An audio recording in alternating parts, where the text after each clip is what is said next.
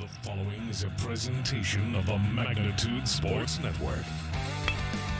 Now on, hits a single to right field. That will score. Jaroszewski and the Stars take the lead on the RBI single by Hansen to right field. Wells fights to keep his shoulder up. And his pin. 2:20 remains in the game.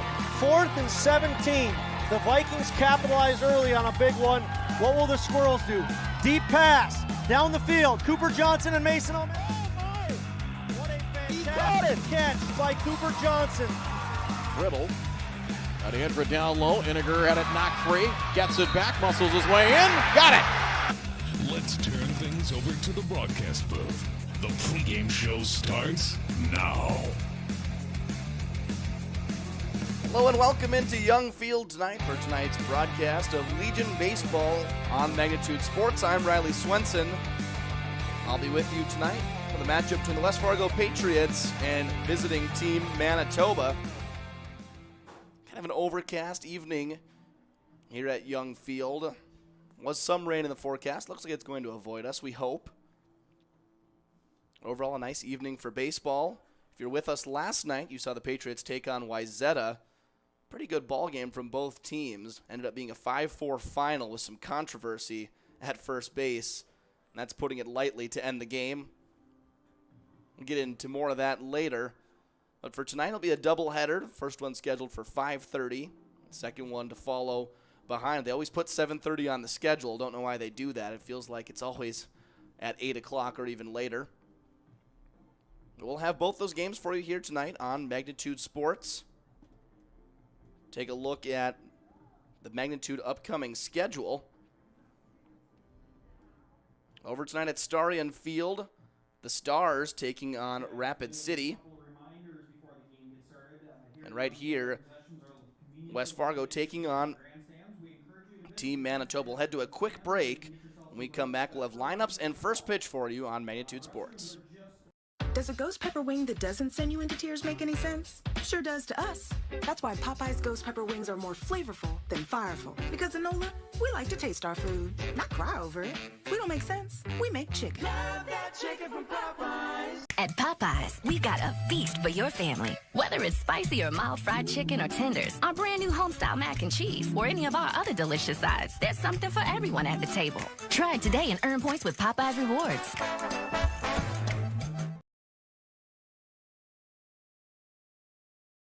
Now batting, number 5. Nice seats. $50 though? Hey, this dude got his seat for only $20 on Game Time. Whoa. Game Time tracks ticket prices in real time and finds you all the best last-minute deals, so you can get tickets for up to 60% off. 60% off? Mystical ballpark voice? Yeah. That guy freaks me out. Download Game Time now. Come on, do it. Buying, selling, or leasing commercial real estate or farmland in the Fargo-Moorhead and surrounding area? From office to retail, industrial to multifamily, commercial land to farmland. As the #1 commercial, sales, and leasing brokerage in the FM region, Goldmark Commercial has the experience and skills to handle all of your commercial real estate and farmland needs with the highest levels of customer service and marketing around. Trust the experts at Goldmark Commercial Real Estate to lead your team to success.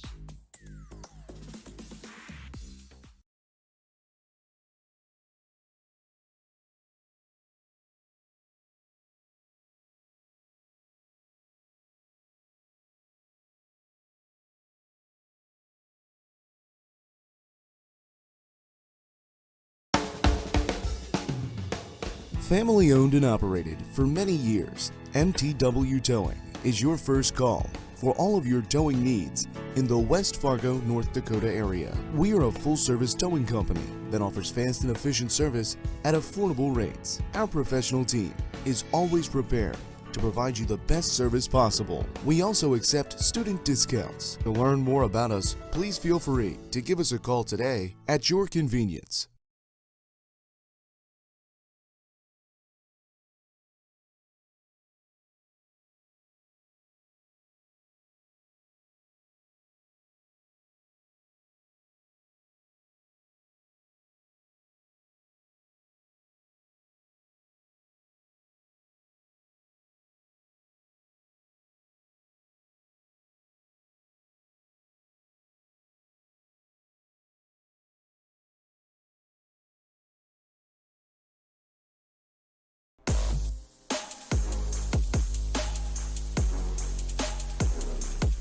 Just about ready for first pitch here from Young Field in West Fargo. Thank you for joining us on a fine Saturday evening. Some overcast, but overall nice weather outside for baseball. I'll take you through the lineup for Team Manitoba. The visitors on the scoreboard. Leading off will be Ethan Debiuk. Batting second, Jackson Penner. Third will be Nixon Carrier. Fourth, Tyson Vassert. Fifth is Logan Dearborn. Sixth, Michael Lindsay. Seventh, Nate Lodowicz. Eighth is Ty McGarrell. Ninth, Josh Randall. And 10th, the extra hitter will be Tyler Robertson. So Team Manitoba will hit 10 men. Connor Martin will be on the mound for them. We'll get to him and his defense when they take the field for the first time. For West Fargo in the field, take you around the outfield, will be Caleb Anderson in left. Trey Stocker in center field. In right field will be Casey Clemenson. Around the infield we go. Carter Carlson at third. Seth Wigestrand at shortstop, where we saw him last night. Second base is Caleb Deere, and first base will be Jackson Glinke. Behind the plate will be Brady Medina. And that is how they will line up behind Connor Entz, who gets the start tonight. Played right field and hit cleanup last night against Wayzata. He will get the start on the mound.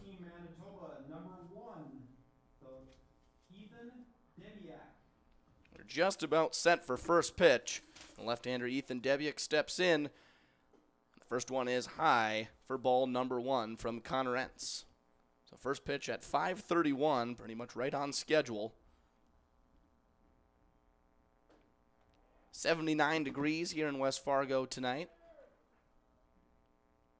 My radar shows a slight chance of rain. Hopefully that will avoid the area. The 1-1 is cut on and missed.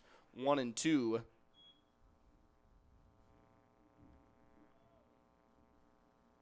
Here from Connor Entz. 1-2 pitch is tapped foul.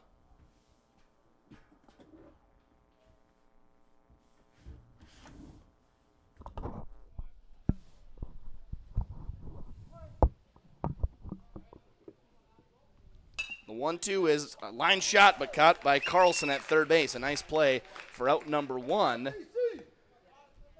And that'll bring up Jackson Penner. Now batting number 24, Jackson Penner.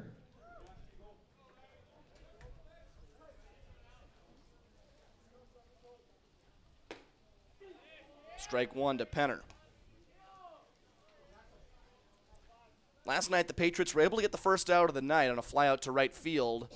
And after that, the wheels fell off a little bit. Gave up 4 runs in the top of the first and really ended up being the difference, as they would lose 5-4 after a late rally. The 0-2 outside, taken for ball one. Entz, a firm-throwing right-hander. Going to try and give his team a good start in game number one of the doubleheader.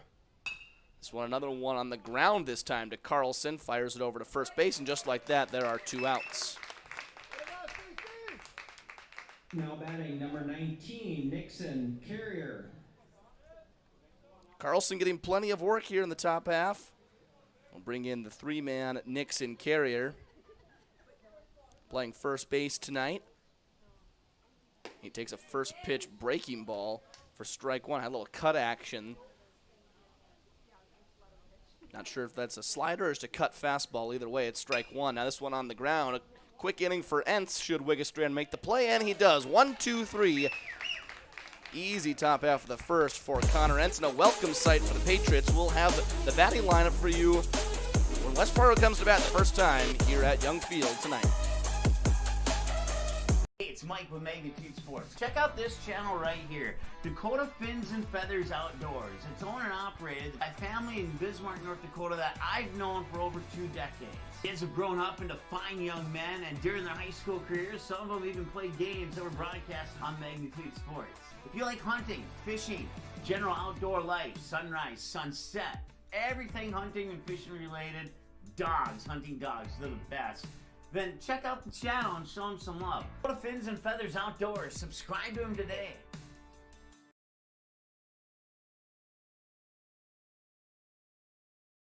Buying, selling, or leasing commercial real estate or farmland in the Fargo Moorhead and surrounding area? From office to retail, industrial to multifamily, commercial land to farmland. As the #1 commercial sales and leasing brokerage in the FM region, Goldmark Commercial has the experience and skills to handle all of your commercial real estate and farmland needs with the highest levels of customer service and marketing around. Trust the experts at Goldmark Commercial Real Estate to lead your team to success.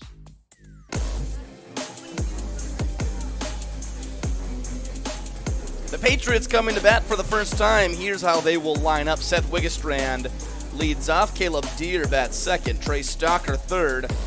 4, 5, 6 will look like this. Casey Clemenson fourth. Brady Medina fifth, I should say. Caleb Anderson hit sixth. Jackson Glenke, Carter Carlson, and Leighton Hofflin will round it out at 7, 8, and 9. For Manitoba, we'll take you around the field. Playing left field will be Ty McGarrell. Center field, Ethan Debiak. Right field will be Michael Lindsay. The first pitch to Wiggestrand is taken down low for ball one. Around the infield,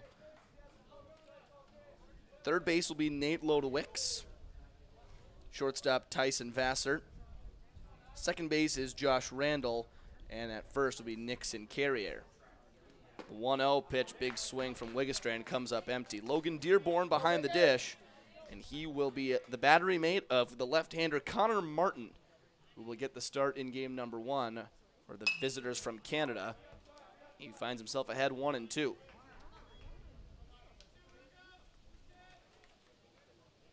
Wiggestrand in the leadoff spot last night. Started off the home half of the first with a double. It looked like the Patriots at the time were going to come right back with possibly a couple runs. They did load the bases in that first inning, were unable to come up with anything. Seemed to be the theme of the night, leaving men on base for the Patriots. And now a sky-high pop-up into foul territory, and it'll get out of play.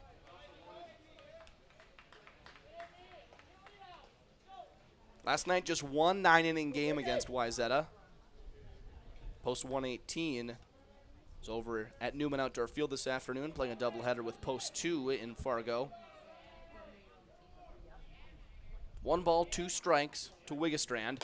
He goes chasing up high for out number 1. Now batting for West Fargo, number 10, Caleb Deere. So the first strikeout of the night for Martin will give way to Caleb Deere.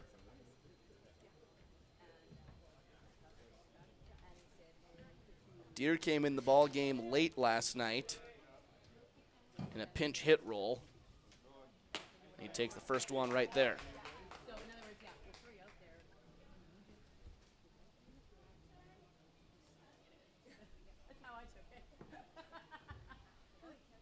Oh, 1 breaking ball. A nice looking pitch for strike number 2.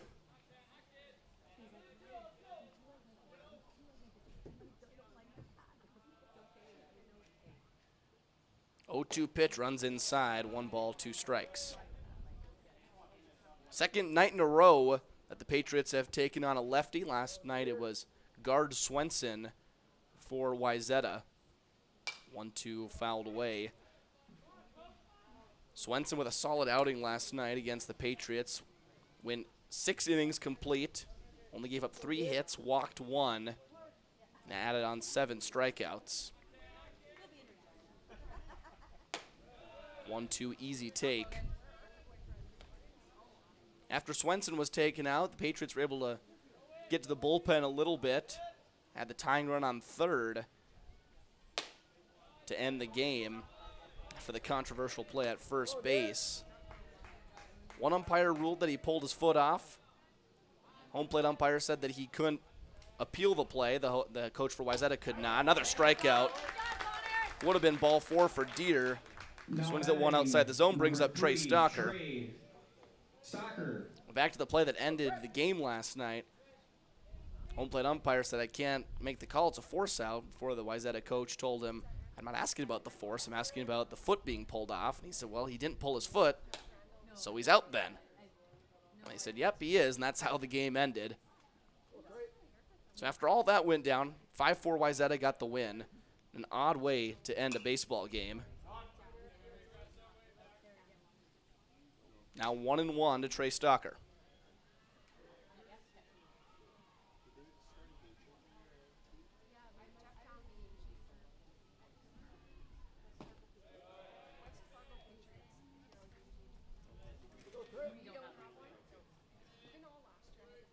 Stalker is another guy who came in a pinch hit role late last night. Send this one on the ground to Vassard at short. Strong throw across the diamond. Gets Stalker by a step, and a 1-2-3 inning just like it was in the top half of the first. And we'll head to the second, still looking for the first base runner of the evening when we come back on Magnitude Sports. Sweet Shots is Fargo's premier golf entertainment destination. Sweet Shots will host your birthday, bachelorette party, corporate events, date nights, or a night out with friends and family. Need help with your golf game? Visit with one of Sweet Shots' PGA teaching pros. Hungry? They have a full food and beverage menu too. Try your shot in one of 60 climate control hitting suites or one of 5 indoor full swing simulators that include golf, hockey, hunting, football, soccer, and zombie dodgeball. Make the trip to 3400 James Way South in Fargo or visit sweetshots.com for much more.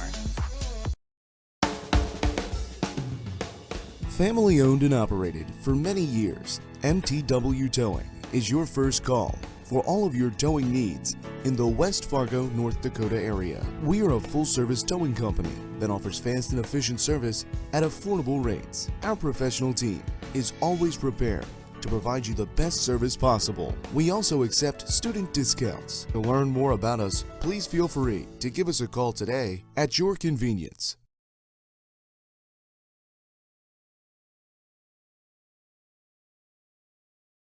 Fourth hitter, Tyson Vassard.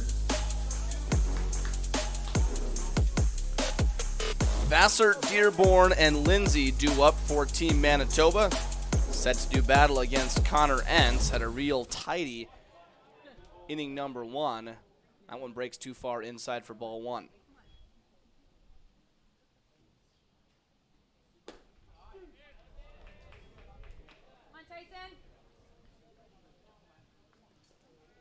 Manitoba already with a few lefties in the lineup.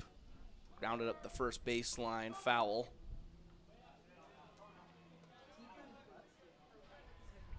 It's always a nice plus to have as a coach filling out that lineup to have not only lefties in the lineup, but lefties at the top of the lineup.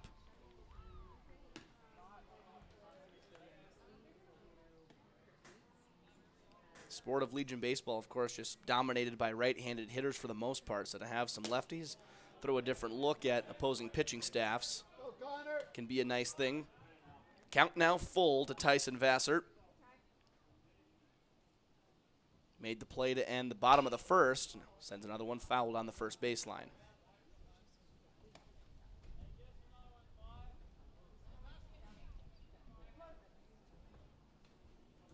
Three balls, 2 strikes.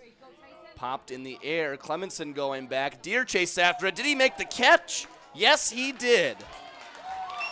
Fantastic play from Caleb Deer. Tracking it down in shallow, and I mean shallow, right field for out number 1. The fifth hitter, number 18, Logan Dearborn.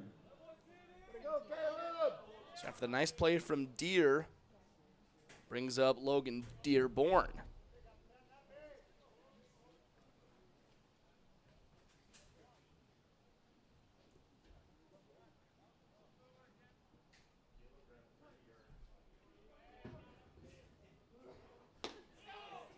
Swing and a miss.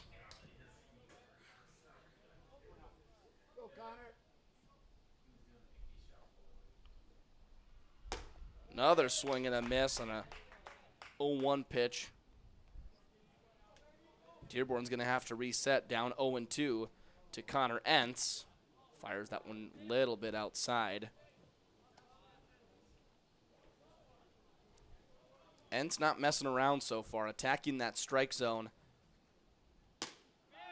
And the one that missed is just barely outside.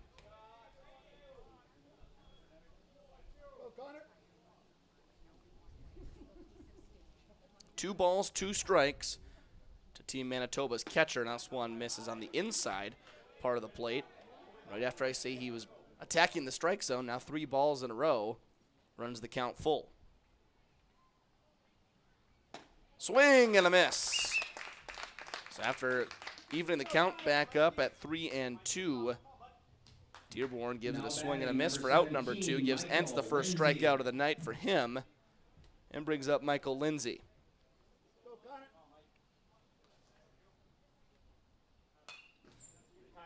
Fouled straight back.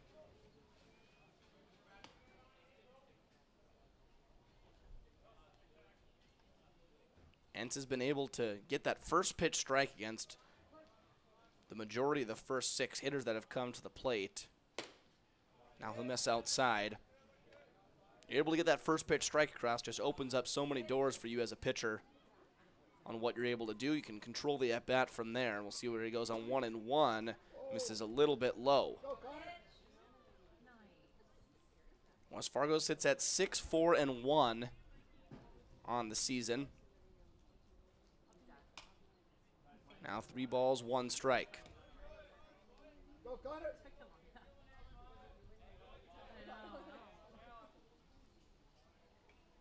The 3-1 pitch to Lindsay, called strike. Lindsay had to duck out of the way. He thought it was inside. He was trotting down to first base with a 2-out walk, but the count remains full, and he fouls 1 straight back.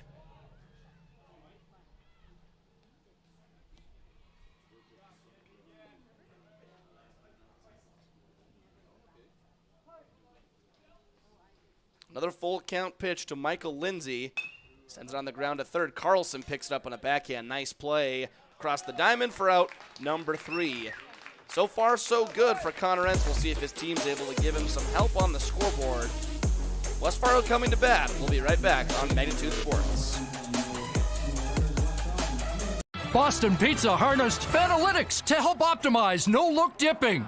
Ooh, making adjustments so you can stay focused on the game. The playoffs at Boston Pizza, powered by Fanalytics. Doolittle's Wood-Fire Grill is an experience that ignites your senses, featuring wood-fired rotisserie cooking. Grilling meat over an open flame creates that savory wood-roasted flavor, while the rotisserie rotation results in juicy and succulent meats. Doolittle's even has an outdoor fire pit that creates a relaxing setting to wine and dine for any occasion. Visit DoolittlesRestaurants.com for a full menu or to make a reservation. Doolittle's Wood-Fire Grill, 2112 25th Street South in Fargo, or call ahead at 701-478-2200.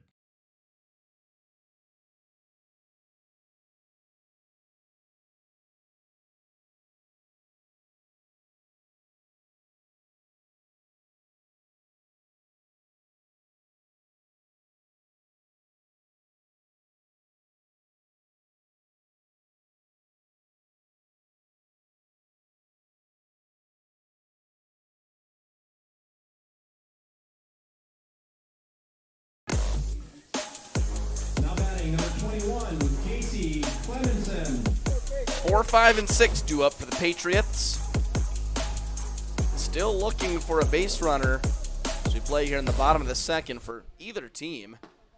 We'll take ball 1 down low. Clemenson was entered into the game last night when Jackson Glinke went to the mound.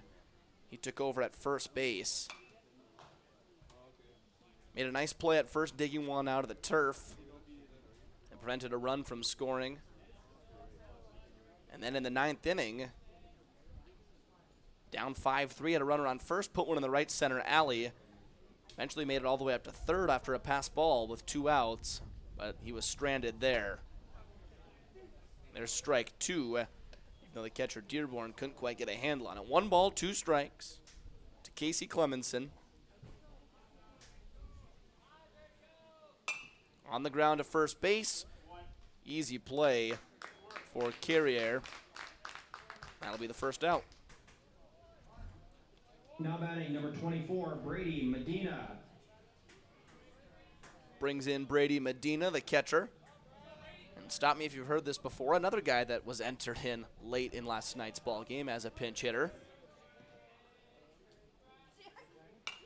First pitch, we will have a base runner down the third baseline and a fair ball. Medina rounds first. He will head into second. Feet first slide. He's in there with a 1-out double.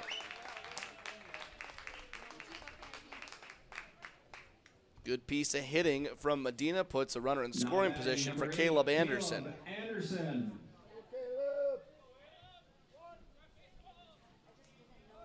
So after the first 10 batters of the game being retired, now the Patriots have a chance to crack the scoreboard.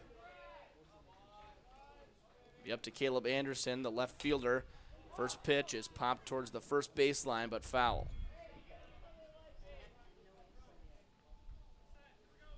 Carrier gave a run at it, just unable to come up with it.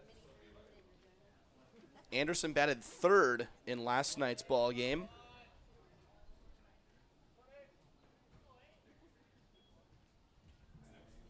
It was 1 for 4 on the night.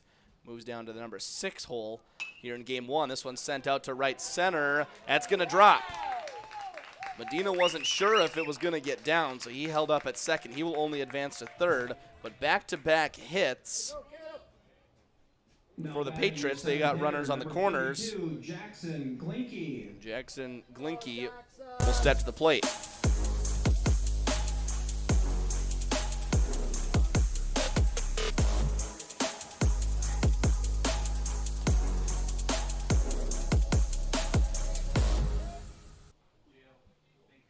Left-hander Glinke takes the first pitch, strike on the outside corner from Connor Martin. After getting through the first 4 guys pretty easily for Martin, back-to-back hits and a threat in the second for the Patriots, but he gets ahead of Glinke 0-2. Glinke started the night at first base in last night's contest, batted second in the lineup, eventually was asked to come in and pitch. Tonight he drops down to the 7th spot in the order.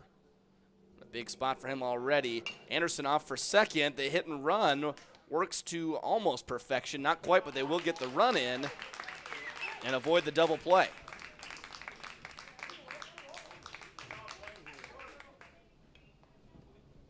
Now batting your 8th hitter, excuse me, your 7th hitter, number 7, Carter Carlson.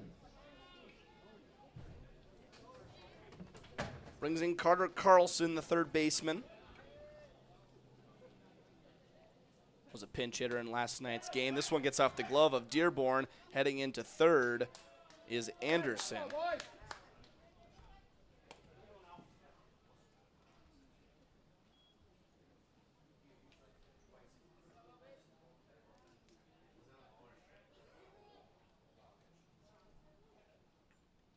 Anderson was off for second when Glinke put the ground ball to shortstop. It was a nice play by Vassard at short. He was over covering second base with the lefty up.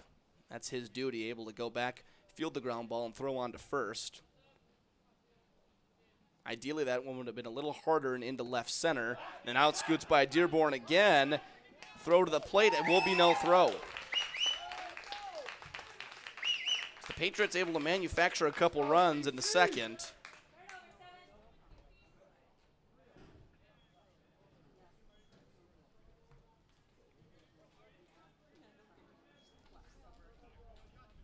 Three 3-0 to Carter Carlson. Leighton Hoffland is on deck.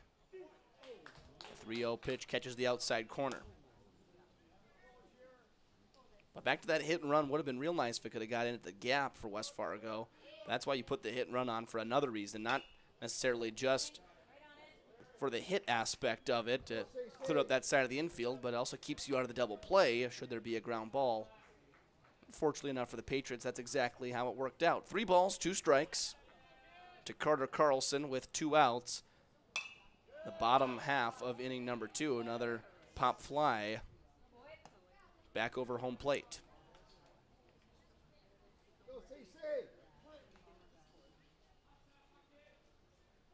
A 3-2 yet again from Martin. This one, again, foul.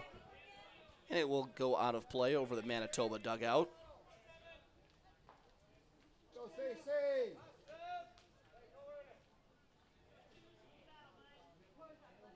Carlson fighting up there, trying to work his way on base. He takes one up high, a real good at-bat from Carter Carlson. He will trot down to first and give way to Leighton Hoffland. Now batting designated hitter number 22, Leighton Hoffland. After Hoffland, the lineup will flip over. The DH Hoffland is not too often you see a DH hitting 9th. That's what the Patriots have tonight. First pitch is foul down the third baseline.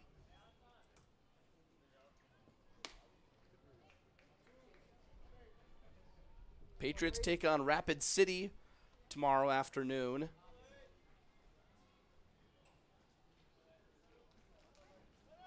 Runner off from first, pitch inside, throw it in the second, not in time. Throw right on the money from Dearborn, but the speedy Carlson is in safe at second base. Another chance for a big 2-out hit, and already 2 runs home in the inning. Be real nice for the Patriots to add a third. See if the DH is able to do it. The 1-1 pitch from Martin to Hofflin, make it 1-2.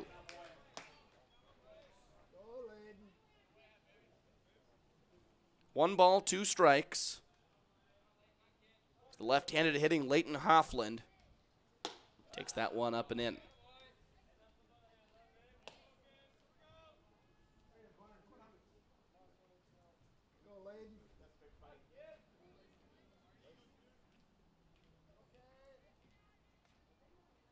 Strike 3, outside corner. Got Hoffland looking, but not before the Patriots can strike for 2 runs. They lead 2-0 after 2 complete. Manitoba coming to bat in the top half of the third when we come back on Magnitude Sports.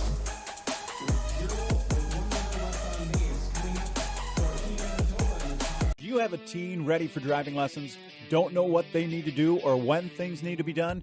If busyness keeps you from driving with them, then Gotta Go Driving School is the place to call. Jeff Weber at Gotta Go Driving School has been teaching driving lessons to all age groups since 1991. Call Jeff at Gotta Go Driving, 238-0236. Jeff will tell you to start planning ahead now. Don't wait. Got a new driver? Then it's Gotta Go Driving School. Talk to Jeff or go online at gottagodrivingschool.com. Buffalo Wild Wings isn't supposed to make a burger this good. Like, you might even forget we have wings good.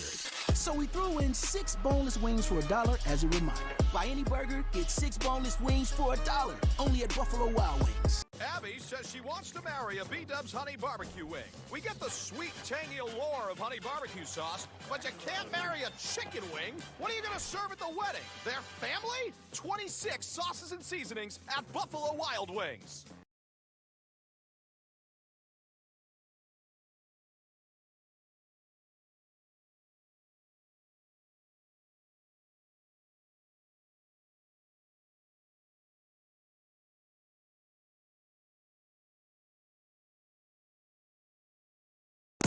Now batting number 8, Nathan Lodowicz. Top half of inning number 3, Manitoba finds themselves in a 2-0 hole. It'll be Nate Lodowicz with the task to get something going. 7, 8, 9 due up for Manitoba against Connor Entz. He's seen 6 men. All 6 have been retired.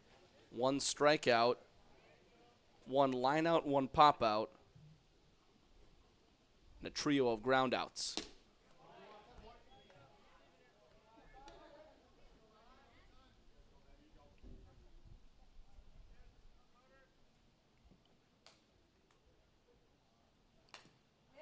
Two, 1 fouled back, evens it up at 2-2.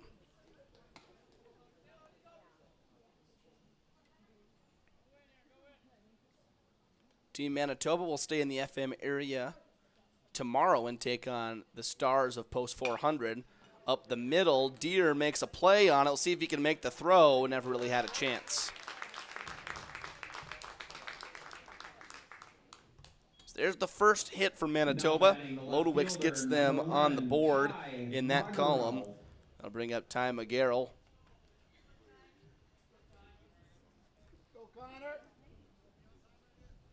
It's a nice play by Deer to run up the middle, and even just the fact that he got to it was impressive enough. Pickoff attempt to first, barely dives back in safe.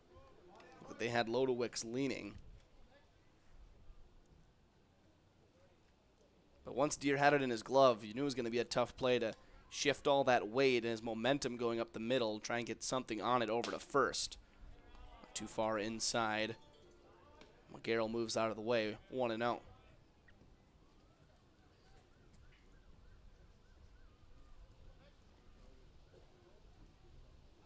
Another pick off to first. Lodowicz back in time.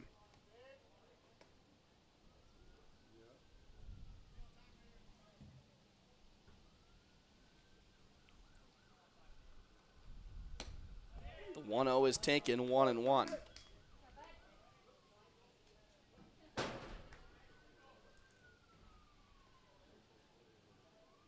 Be McGarrell, Randall, and then Robertson. 8, 9, and 10 in the lineup. Manitoba will bat 10 in this ball game, utilizing the extra hitter. Been a while since I've seen a team do that.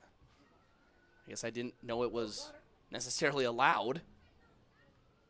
They're going to go ahead and do it here. 2-1 pitch, big swing and a miss, evens it up 2-2. Remember, back in youth baseball, we utilized the extra hitter all the time, but that's about it. Haven't seen a Legion team or a high school team really ever get the chance to do that. Count full, that one misses low.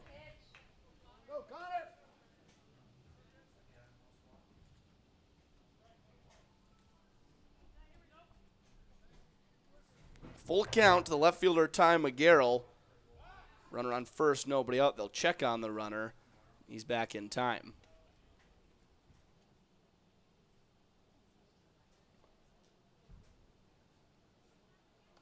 Full count again. Runner takes off from first. He'll have to jog back to first after the foul ball.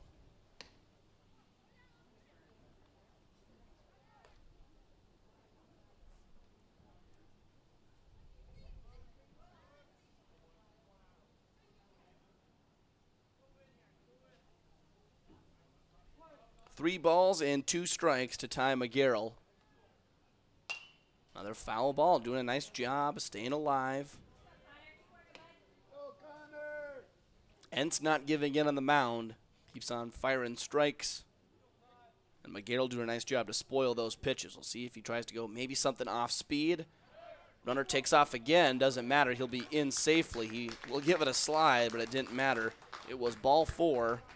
It's now the first 2 men aboard for Manitoba here in the third, and brings up Josh Randall. Randall, the second baseman this evening. Real good spot for a bunt, especially at the bottom of the order. Randall being the 9 batter.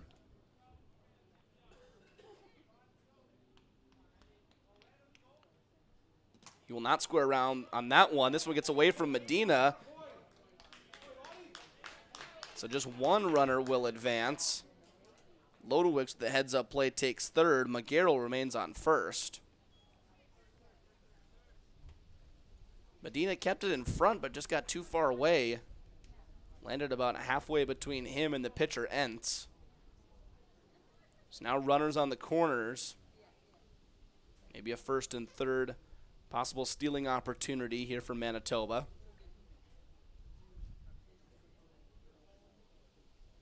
Runner stays put for now. Another one in the dirt. That's going to get past Medina. Lodowicz dives in safe.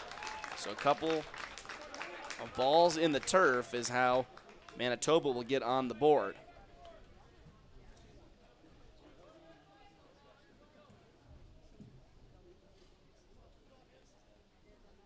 So now 2 balls and no strikes to Josh Randall. Ty McGarrell on second. Nate Lodowicz comes around to score after his leadoff single. The ball has still yet to leave the infield in the inning. Manitoba finds themselves in a pretty good spot. Still nobody gone here in the top half of the third. The 2-0 pitch on the way. That one doesn't even come close. Bounces about 5 feet in front of the plate. 3-0.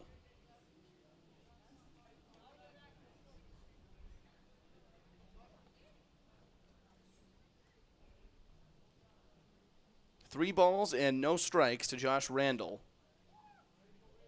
Tyler Robertson is on deck. Catches the outside corner, 3-1.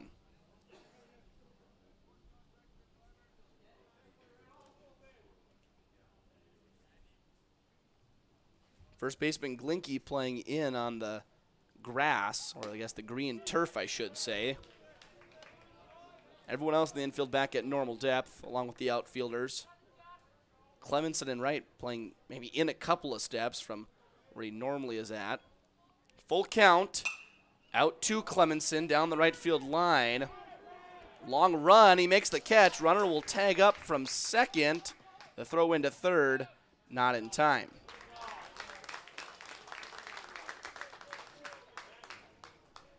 Your 10th batter, number 26, Tyler Robertson. Really nice play from Casey Clemenson to track it down. Long throw to third base. McGarrell was able to take the extra bag and now put a runner on third with less than 2 outs for Robertson. Good stop by Medina behind the plate.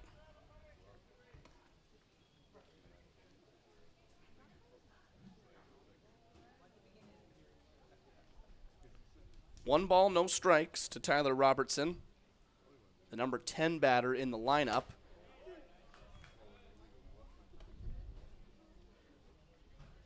No batting gloves for Robertson.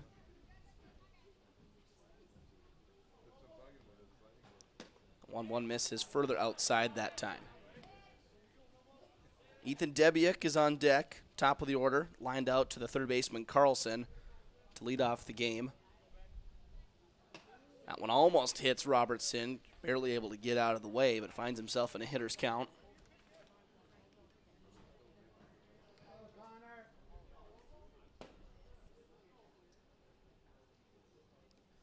On the ground, he gets by the first baseman, Glinke, into right field. That will be an RBI single. That hit ties the game and brings up the top half of the order. Back to the top of the order for Team Manitoba, batting number 1, Ethan Debiak. If the infield was playing at normal depth, I'm fairly confident Glinke would have been able to get there. Patriots elect to bring the infield in. Now the soft one on the ground to third. It's a second for one. Deer's relay throw not in time. So they get the lead runner at third. Debiuk will be aboard with a fielder's choice. Kind of surprised with the decision to bring the infield in. Only the third inning. Brings up Jackson Penner.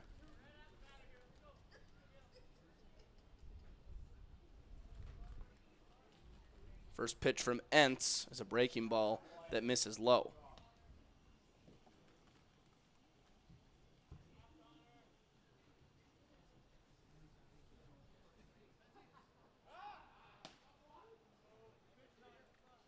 Update from Fargo in game number 1 of the doubleheader between the Stars and Rapid City. Fargo posts 400, leading 3-0 after 2 complete.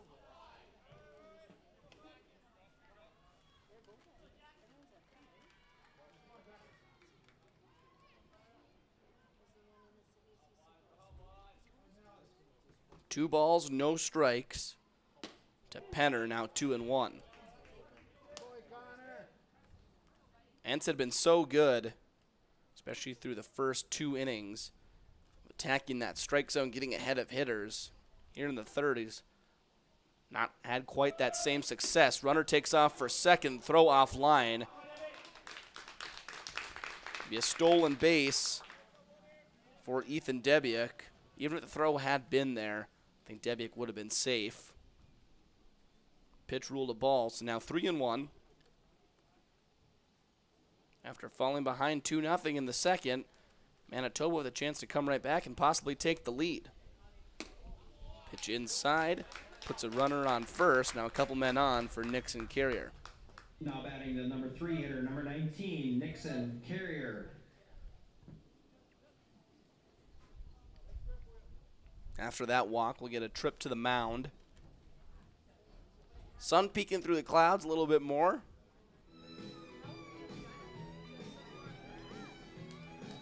Couple of runners on for the heart of the order for Team Manitoba, and Connor Entz has just not been able to find the strike zone as consistently here in inning number 3. Still a chance to get out of this with the game remaining tied.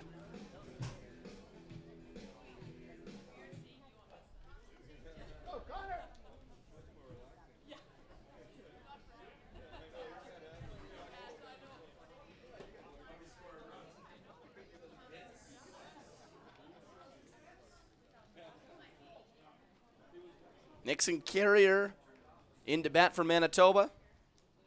He takes the first pitch strike. So looks like it was a positive mound visit, at least after one pitch. And it's able to get the first one across to Carrier. Big at bat in this part of the ball game, 1-1. If it were a 9-inning game like we had last night, I'd say it's still early in the game, first third of the 9 innings. But with it only being a 7-inning contest here, part of the doubleheader, we're almost already into that middle part of the game. 1 ball, 1 strike to Carrier. He grounded out to shortstop his first time up. He'll watch a ball outside.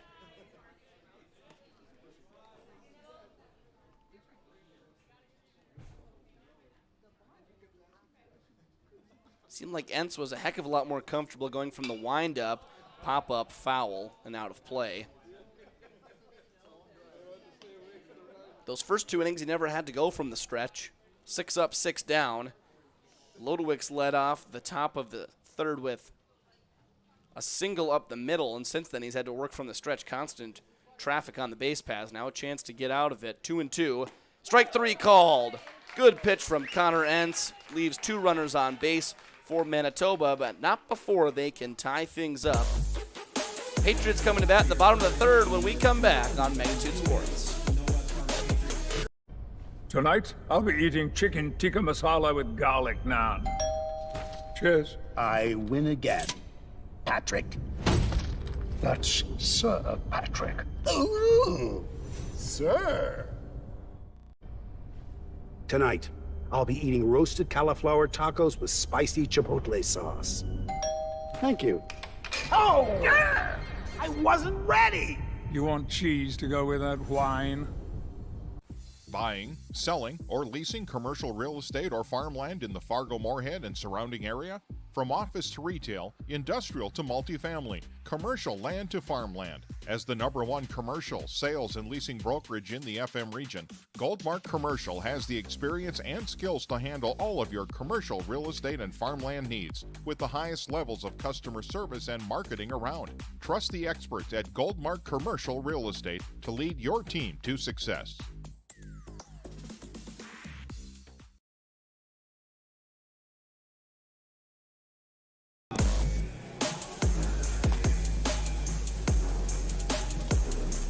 Connor Martin getting loose on the mound for his 3rd inning of work.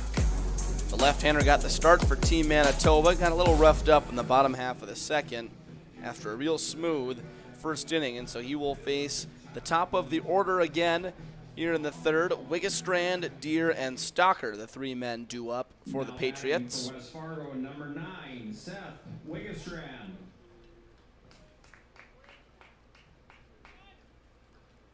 Wiggestrand playing shortstop tonight, as he typically does.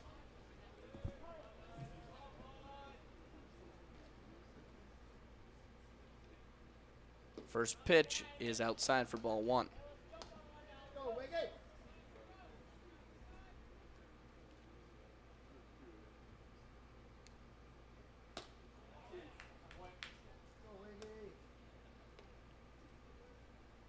Wiggestrand struck out swinging, chased a high fastball in his first at-bat.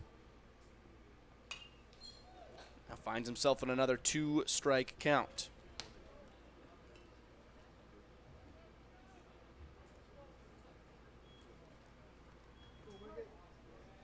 One ball, 2 strikes to the leadoff man for the Patriots.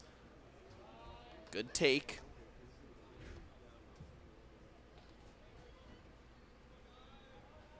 Now 2 balls and 2 strikes. Wiggestrand trying to get something going for his squad. Get the leadoff man on base, possibly start a rally and set the table for those guys in the middle part of the order, but he chases another one. Comes up empty.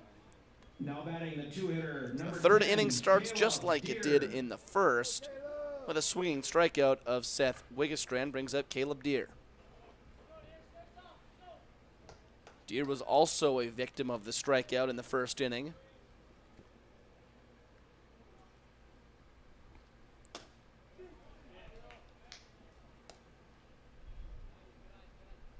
Martin has been in and around the plate a lot so far this evening. Of course, right as I say that, he comes nowhere near with a breaking ball that just looked like it kind of slipped out of his hand.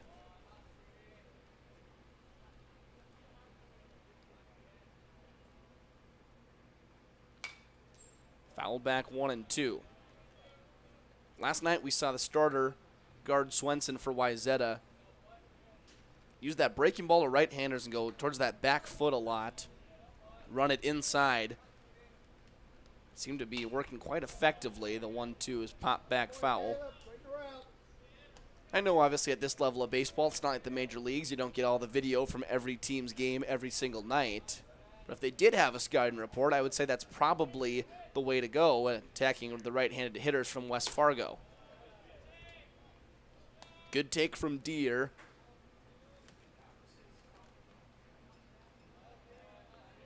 It was the bottom of the order that manufactured the runs for West Fargo. Top of the order trying to do their part.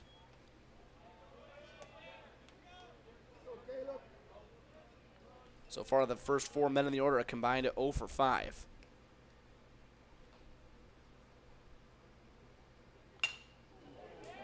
Make that 1 for 6. Hard single up the middle from Caleb Deere. Sends it right back where it came from. Number 3, your center fielder, Brings in Trey Stalker.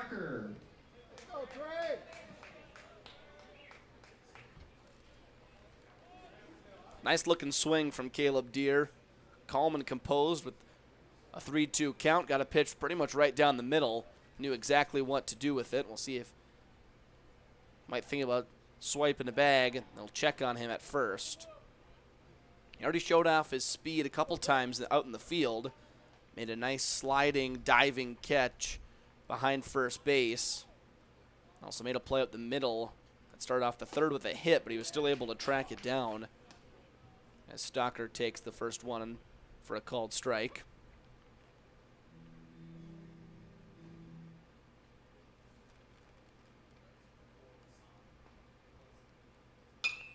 Now this one out to right field, running in, sliding, making the catch, and now over to first base. They get the double play. A nice play by Lindsay and right.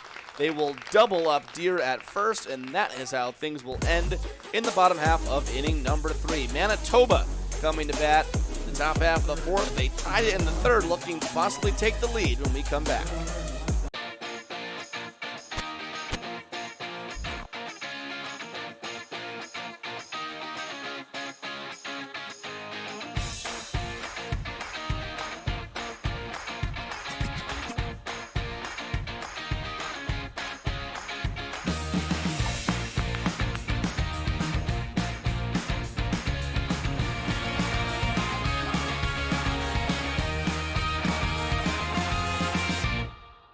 Does a ghost pepper wing that doesn't send you into tears make any sense? Sure does to us. That's why Popeye's ghost pepper wings are more flavorful than fireful. Because in NOLA, we like to taste our food, not cry over it. We don't make sense. We make chicken. Love that chicken from Popeyes. At Popeyes, we've got a feast for your family. Whether it's spicy or mild fried chicken or tenders, our brand new homestyle mac and cheese, or any of our other delicious sides, there's something for everyone at the table. Try it today and earn points with Popeyes Rewards.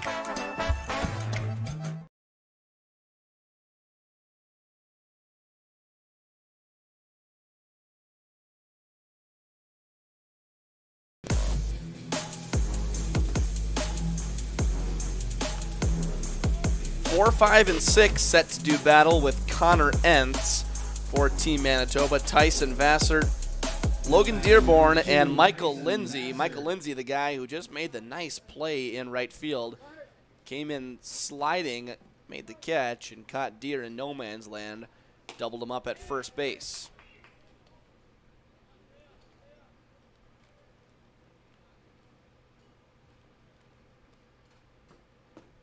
Swing and a miss for strike 2.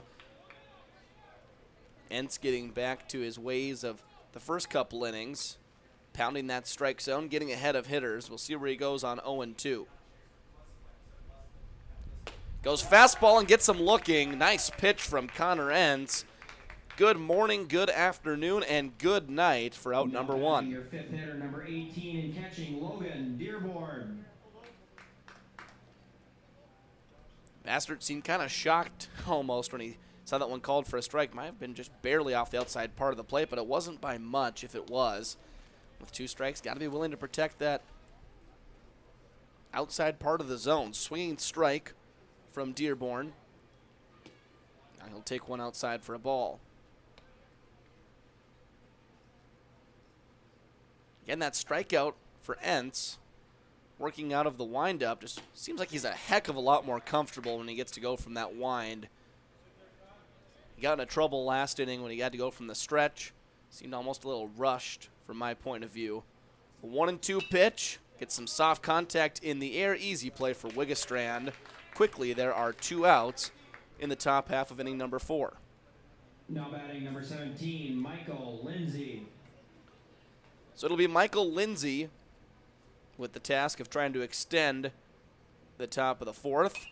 He will swing and foul back. First pitch fastball from Entz, and he was ready to go right when Lindsay stepped in the box. He was already in that wind-up motion.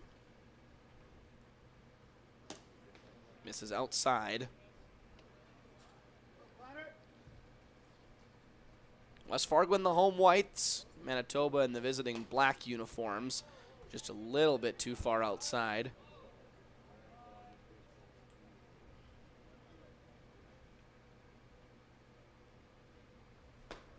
And that one comes back in a little bit further, I suppose. 2 balls, 2 strikes. Entz going for a quick 1-2-3 inning. Misses just barely outside. Some of the West Fargo fielders thought it was strike 3. Started running in from the field. Home plate umpire Craig Ritchie says that one was just a little bit too far out. It's the count now full to Michael Lindsay, and that one too far inside. After the first 2 outs coming quite easily for Connor Entz, he issues a 2-out walk. Now batting number 8, Nate Lodowicz. So it'll bring in Lodowicz, the third baseman. He's the guy that got things started for Manitoba. Singled up the middle in the top half of the 3rd. Was able to come around and score after a couple of balls in the turf. That got by the catcher, Medina. Now he takes a first pitch strike up and in.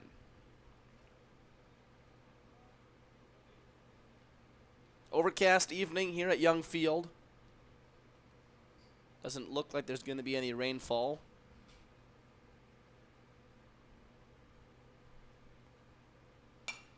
Fouled away quickly, 0-2. Had a foggy haze throughout the week here in the FM area due to the wildfires up in Canada. Smoke moving down this way. Looks like it's cleared up, though, here for the weekend. The 0-2 pitch from Entz, and that one's inside off the mid of Medina. Lodowicz had to jump out of the way, and Lindsay slides into second. Slid past the base a little bit, but able to keep a hand on. So 1-2 to Nate Lodowicz, and he'll now with a man in scoring position. We'll see if that comes back to bite the Patriots at all. On the ground, should end the inning. Carlson misplays it. Now the throw to first after the recovery. And on the throw, Lindsay will make his way into third.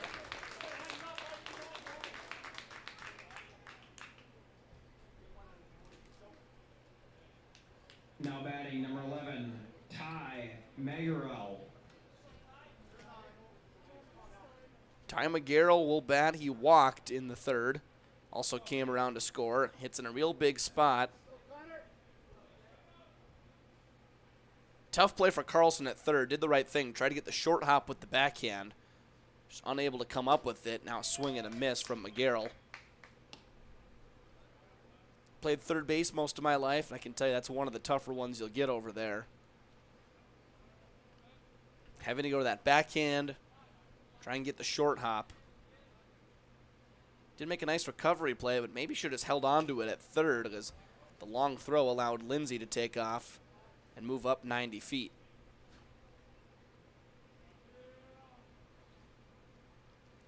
Entz trying to work out of the jam. Catcher Brady Medina giving some signs to the infield. Lodowicz on first does have some speed, maybe a steal. Breaking ball Really nice one. Started out pretty much right at the hitter, McGarrell. He turned out of the way, and when he turned back and saw I was in the catcher's mitt, it was right down the middle. 1 ball, 2 strikes. Entz trying to keep Manitoba off the scoreboard in the 4th. I'll have to wait at least one more pitch, fouled away.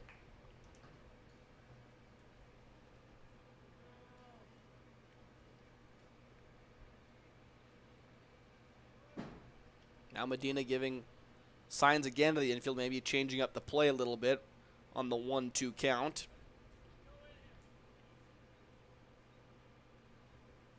Entz takes a look at first, now comes set. Runner does go, swing and a miss. That will end the top half of the 4th. Manitoba leaves 2 men on, and we head to the bottom half of inning number 4, all knotted up at 2 apiece. Patriots coming back when we return. Does a ghost pepper wing that doesn't send you into tears make any sense? Sure does to us. That's why Popeye's ghost pepper wings are more flavorful than fireful. Because in NOLA, we like to taste our food, not cry over it. We don't make sense. We make chicken. Love that chicken from Popeyes. At Popeyes, we've got a feast for your family. Whether it's spicy or mild fried chicken or tenders, our brand new homestyle mac and cheese, or any of our other delicious sides, there's something for everyone at the table. Try it today and earn points with Popeyes Rewards. I kind of wonder where to even begin about what I love about Touchmark. It's everything. It's the time with the residents. It's my team. I work with wonderful individuals every single day. I love the people, and my job is to connect with them, and that's a pretty great job to have, that you get to make genuine, real connections with our residents and our team members. It's just the overall community. That is Touchmark. That's what I love. Your full life happens here at Touchmark.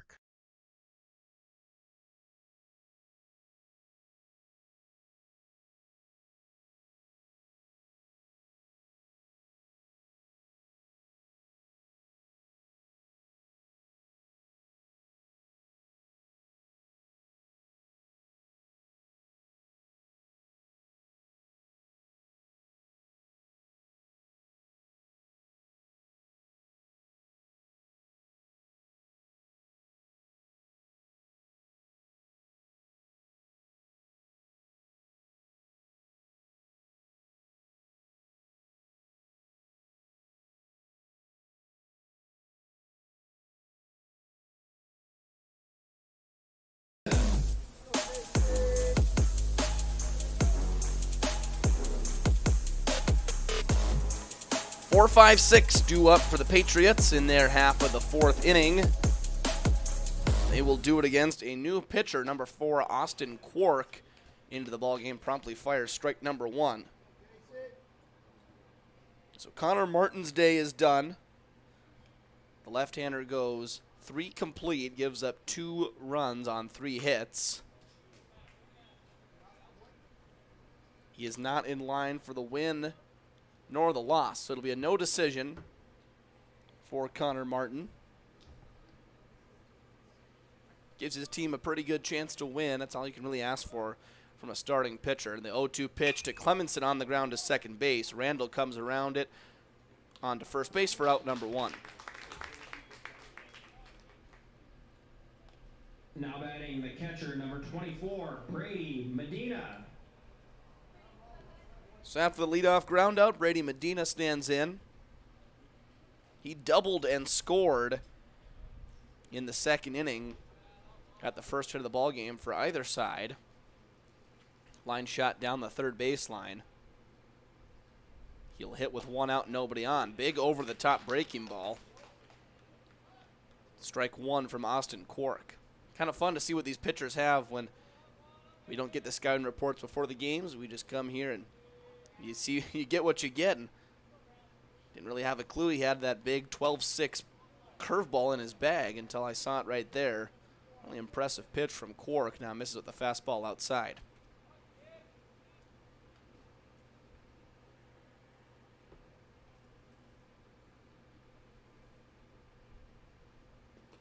One skips down low, 2-1. Same situation Medina had in the 2nd. Clemenson grounded out to first to start that inning. And Medina promptly lined one down the third baseline.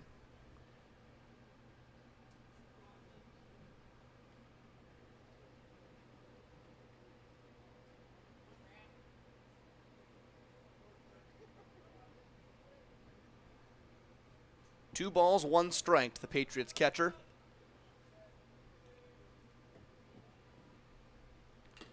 Swing and a miss, goes after a high fastball, evens it up at 2-2.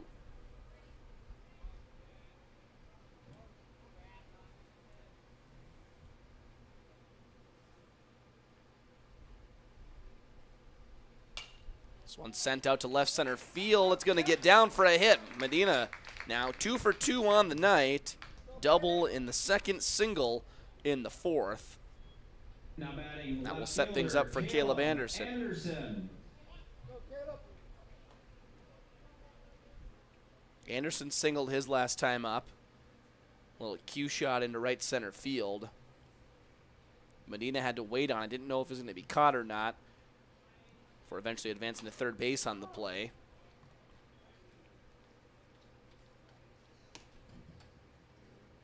Just about at the halfway point in this ball game, through 3.5 of a 7-inning contest. Of course, game number 2 will follow about 20 to 30 minutes after the completion of game number 1. 0-1 pitch on the ground to third, could be 2. Lodowicz to second for 1, on to first, not in time.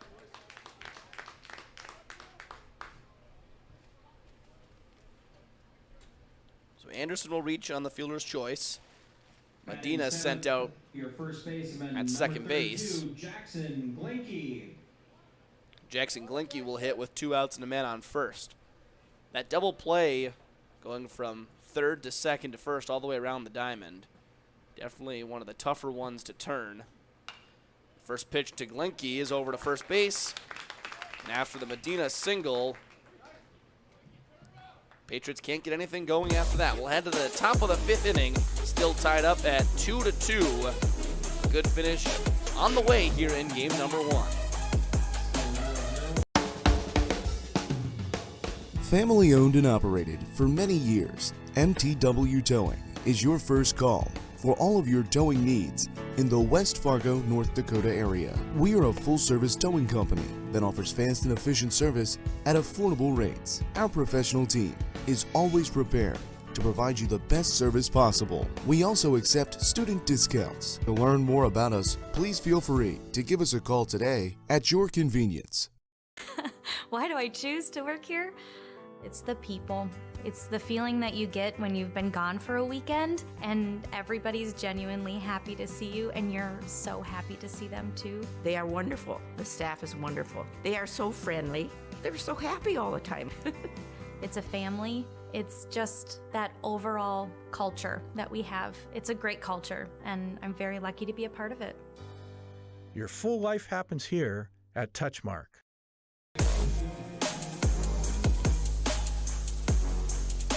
Connor Entz back out for his 5th inning of work. Randall, Robertson, and Debiak due up 9-10, and then top. If you're just joining us, Manitoba is batting 10 men in the order.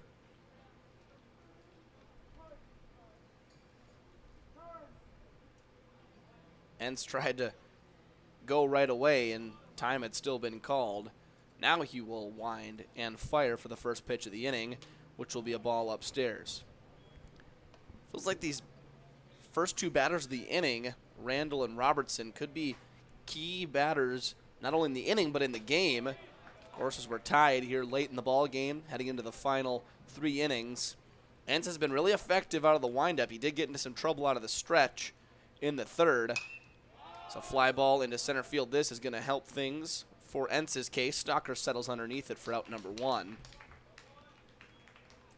As I was saying, if the bottom of the order is able to get something going, set the table for the top of the order, possibly put together a rally if you're Team Manitoba.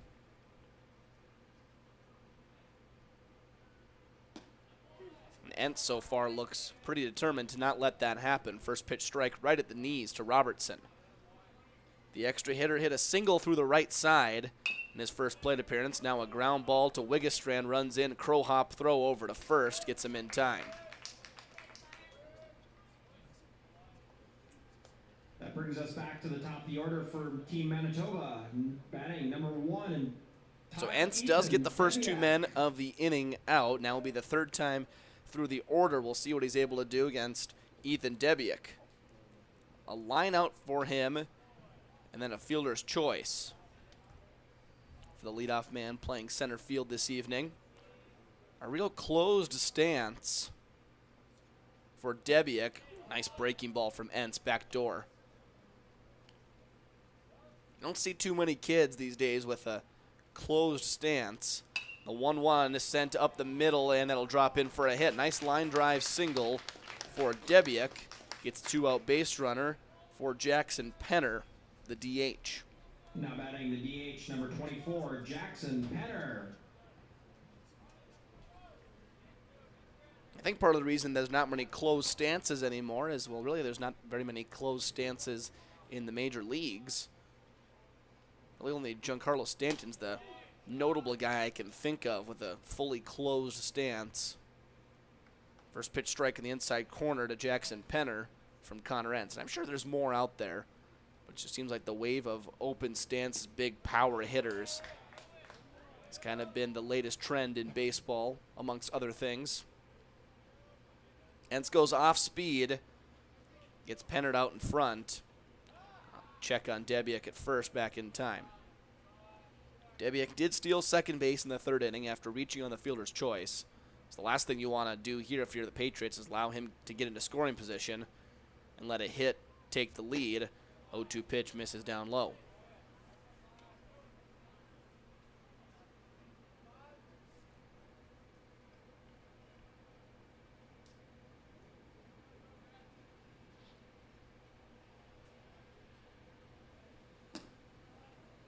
That one taken for ball number 2. Penner working his way back in the count.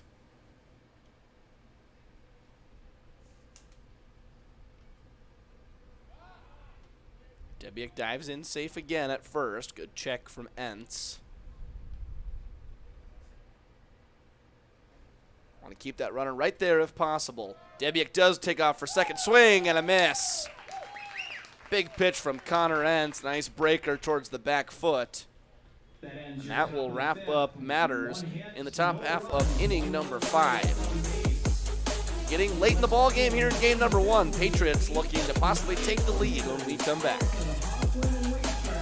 Hey, it's Mike with Magnitude Sports. Check out this channel right here, Dakota Fins and Feathers Outdoors. It's owned and operated by a family in Bismarck, North Dakota that I've known for over 2 decades. Kids have grown up into fine young men, and during their high school careers, some of them even played games that were broadcast on Magnitude Sports. If you like hunting, fishing, general outdoor life, sunrise, sunset, everything hunting and fishing related, dogs, hunting dogs, they're the best, then check out the channel and show them some love. Go to Fins and Feathers Outdoors. Subscribe to them today. Do you have a teen ready for driving lessons? Don't know what they need to do or when things need to be done? If busyness keeps you from driving with them, then Gotta Go Driving School is the place to call. Jeff Weber at Gotta Go Driving School has been teaching driving lessons to all age groups since 1991. Call Jeff at Gotta Go Driving, 238-0236. Jeff will tell you to start planning ahead now. Don't wait. Got a new driver? Then it's Gotta Go Driving School. Talk to Jeff or go online at gottagodrivingschool.com.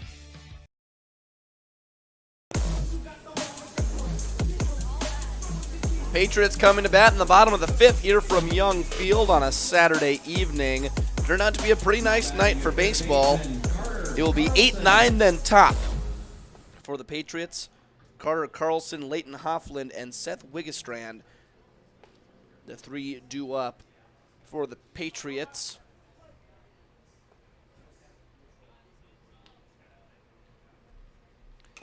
Carlson squares around to bunt, gets down a pretty good one. The pitcher off the mound to make the play.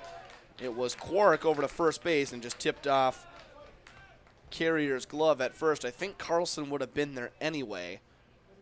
Now batting designated hitter number 22, Leighton Hoffland. So they will rule it a hit on the scoreboard.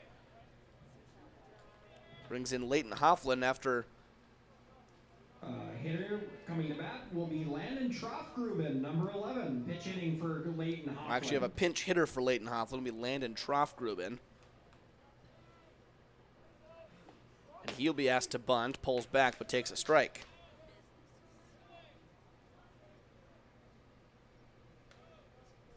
as I was saying, Carlson drops on a bunt to start the inning. Probably another bunt on the way. Trofgruben gets it down, but well foul. So the pinch hitter comes in, really asked to do one thing, get that bunt down, and sometimes that can be the hardest thing to do, even though in theory it should be the easiest.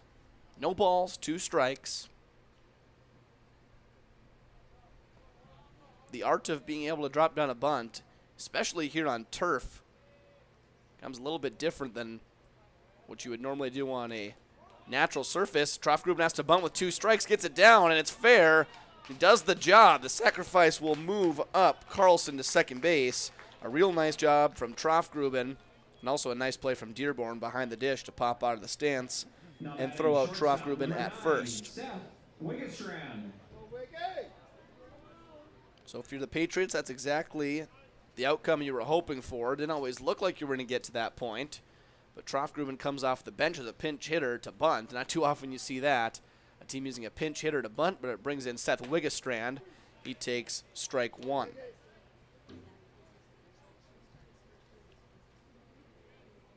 Wiggestrand hasn't been his night so far. 0 for 2, 2 strikeouts, but a good chance to break out in a big way in the bottom half of the 5th. On the ground, but foul to third base.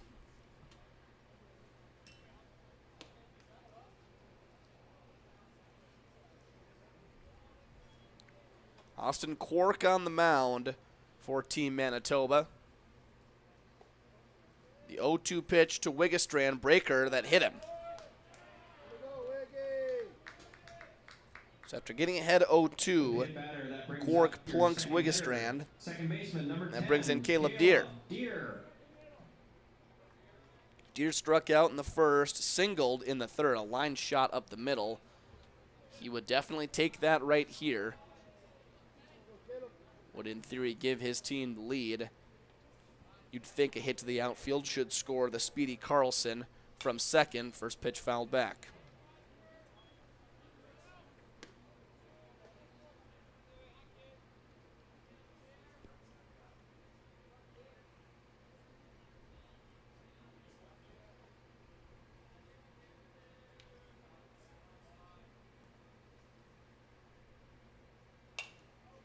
Quickly 0-2, another foul ball.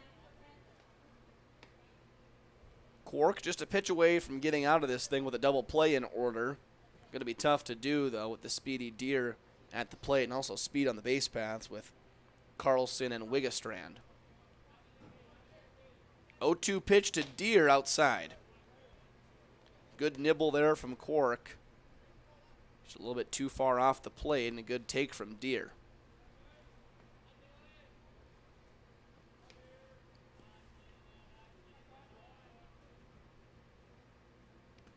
One down below the zone. Dearborn blocked it, but the runners will stay put.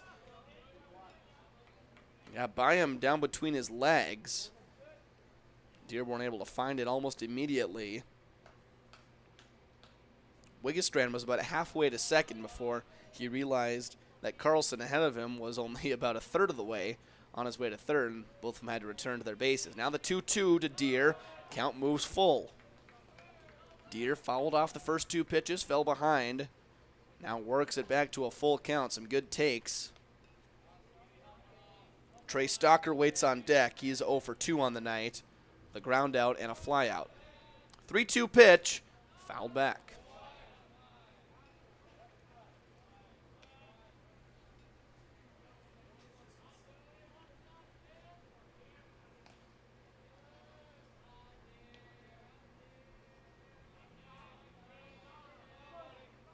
Three balls, 2 strikes yet again to the second baseman, Caleb Deere. Runners take off. Inside. The bases will be loaded. It's exactly the man at the plate that you want. The 3-hitter, Trey Stalker, makes his way to the dish. The head coach for Manitoba makes his way to the mound. Don't see any action going on right now in the the Manitoba bullpen. Depending on where the ball is hit. It's looking like up the middle, they're going to play it double play depth. See if they can twist 2 up the middle in the corners, they're going to bring them in, and I would assume try and cut down the run at home.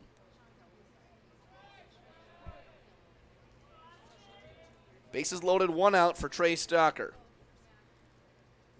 The first pitch, line shot right to the third baseman.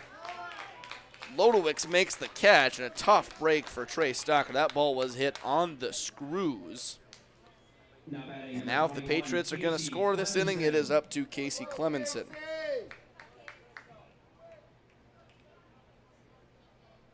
If you watched the game last night and were with me here at Young Field, you know that 2-out hitting was a struggle for the Patriots. They were just never able to get that big hit. Now the cleanup man, Casey Clemenson, trying to deliver it here, takes a first pitch breaker on the outside corner for strike 1.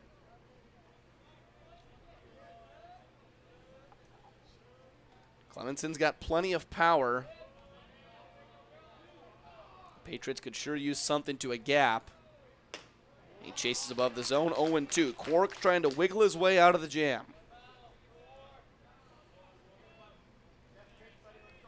After walking deer to load the bases, got the line out from Stalker, maybe a little bit of luck involved. Now an 0-2 count to Casey Clemenson, just a little bit outside.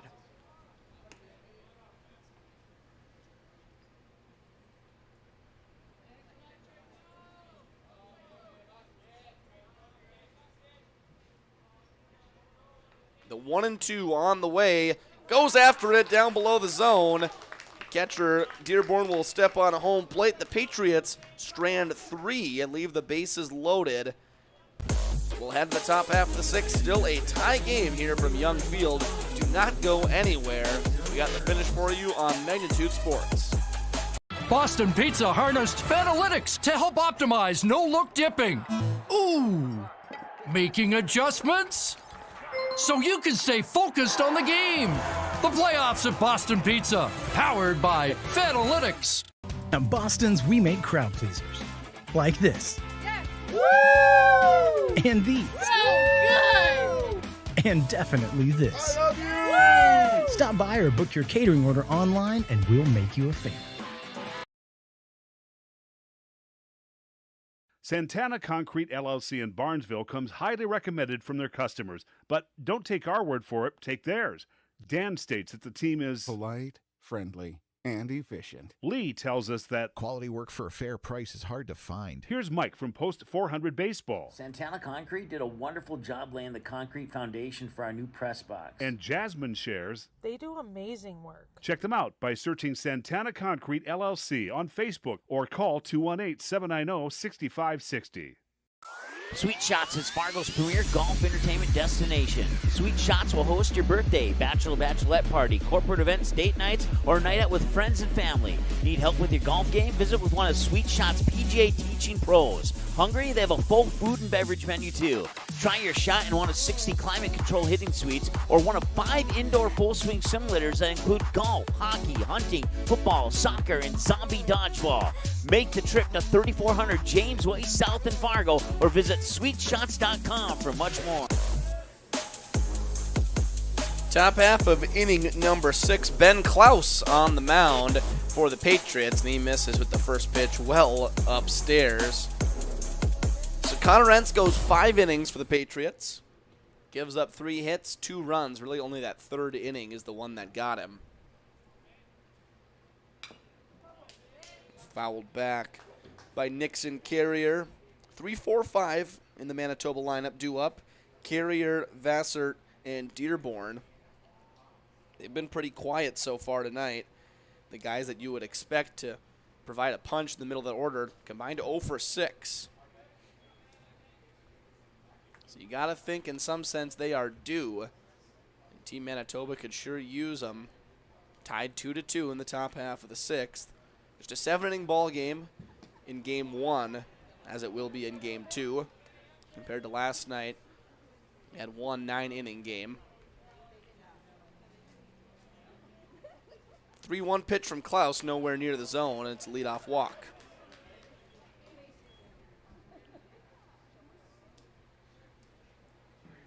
Now batting number 2, Tyson Vassart. Shortstop Tyson Vassart comes in to bat. A pop out to the second baseman. It was Deer that had the nice running, diving catch behind first base. Then a strikeout looking with runners on first and second.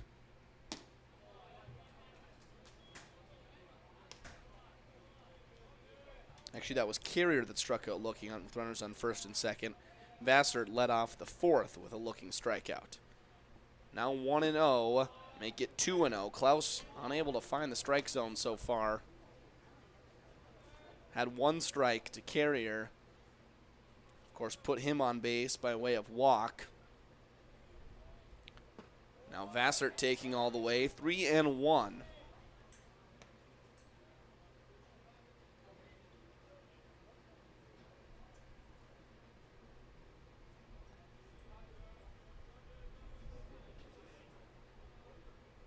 This one on the ground at first base. That's going to get through the hole. So a seeing eye single gives Vassar his first hit of the night. And it will bring up Logan Dearborn. You got to think Dearborn's probably going to be asked to bunt. Runners on first and second, nobody out here in the top half of the sixth in a tie game. But he is the fifth man in the order. Maybe they'll let him swing away. For the time being, it looks like they will. Takes one down low in the zone.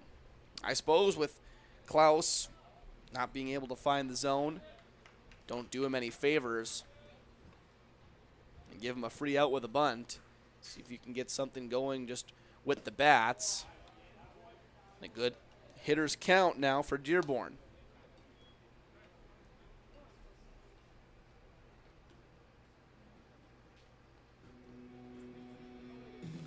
Time is called, and they'll head out and meet with Klaus. The whole infield's going to come in and chat.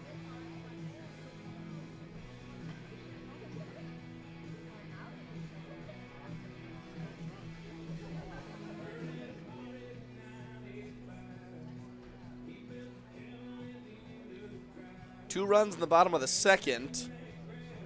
That's how West Fargo got on the board, immediately followed by 2 runs in the top half of the third for Manitoba. That's how we got to our score of 2-2. Both starting pitchers have been chased out of the game. Connor Entz started on the mound for West Fargo, taken out after 5 innings of good work. And Connor Martin got the nod for Team Manitoba. He was taken out after just 2 innings of work. So now runners on first and second for Logan Dearborn. Now 3-0, that one goes to the backstop. So both runners will advance. Thought maybe you'd have to give up an out to get the runners to that position. Have Dearborn bunt. Now a 3-0 count, runners on second and third, and the Patriots will bring the infield in. They stand right where the green turf meets what would be the dirt, but it doesn't matter. It will be a 4-pitch walk to Dearborn. Loads the bases for Michael Lindsay. 17, Michael Lindsay. Lindsay's had a pretty big impact on the game already out in the field. In the third inning, slid, made the catch, and caught Deer off first base, doubled him up. Now he'll hit with the bases loaded. Nobody out. Takes a firm strike from Klaus.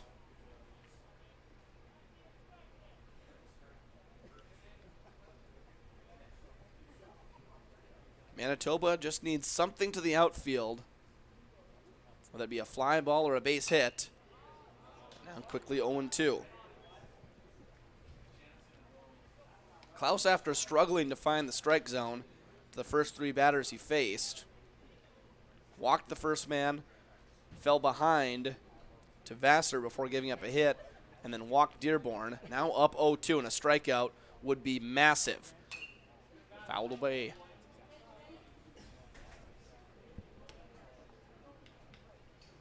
No balls, 2 strikes.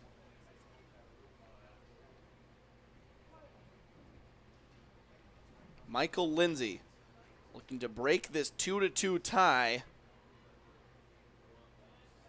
Big spot here for Team Manitoba. The 0-2 delivery, line shot right to Wiggestran over to third.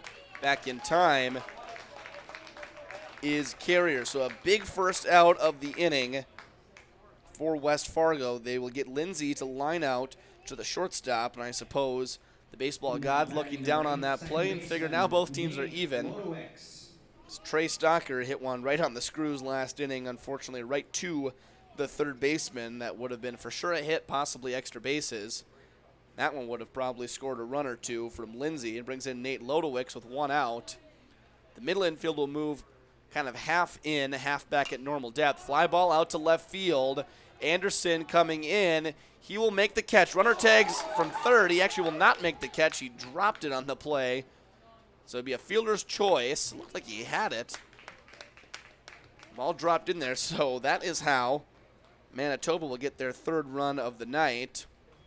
They do get the out at second, so a heads-up play to get the out at second base. An error will be charged to Anderson in left field. Number 11, Ty Magerl. So Manitoba leads 3-2. 2 outs, runners on the corners for Ty Magerl. They will check on Lodowicz at first.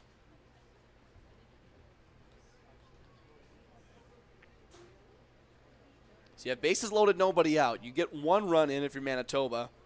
Would be big to get a second one in. You just feel like 1 run is not going to be enough. The way the Patriots swing the bats. The 1-0 pitch, fouled back.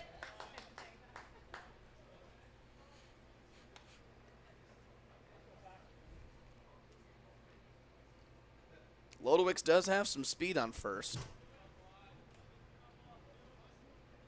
With 2 outs, so far the way the game's been played, Manitoba's been pretty content to keep the runners at the corners. Ground ball, Carlson charges. It's going to be a tough play over to first, makes it look real easy. So Manitoba strikes for 1, that's all they get. Patriots coming to bat in the bottom of the 6th, down by 1. We'll see if they're able to come back. We return on Magnitude Sports. Buying, selling, or leasing commercial real estate or farmland in the Fargo Moorhead and surrounding area?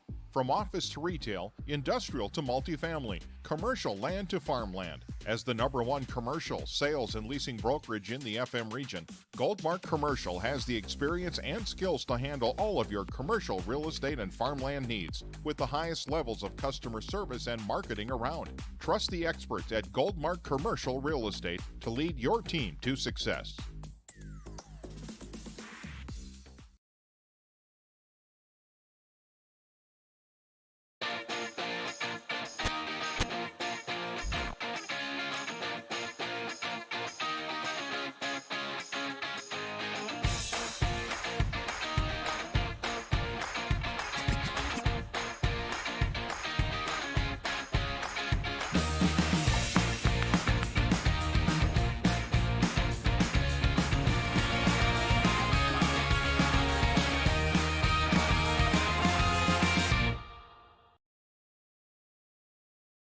Now batting, number 5.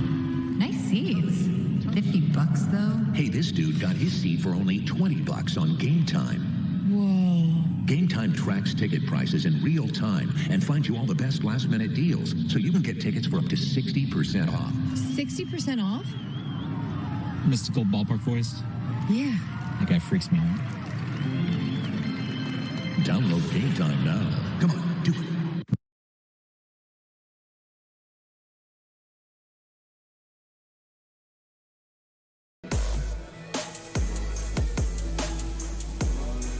Patriots got to get something going in the bottom half of the 6th, or I suppose the bottom half of the 7th. They trail 3-2. New pitcher on the mound for Manitoba. It's Drew Heide, a left-hander. So Manitoba goes left, right, and now back to left. 5-6-7 due up for the Patriots. A tough start. This one lifted into shallow right field. Lindsay there to make the play. Calls off his second baseman, Randall. And Brady Medina flies out to the right fielder for out number 1. Now batting left fielder Caleb Anderson. Caleb Anderson will now hit. Good start for Drew Heide, exactly what he hoped for. Comes in, throws one pitch, gets one out. And now a strike to Anderson on the outside corner.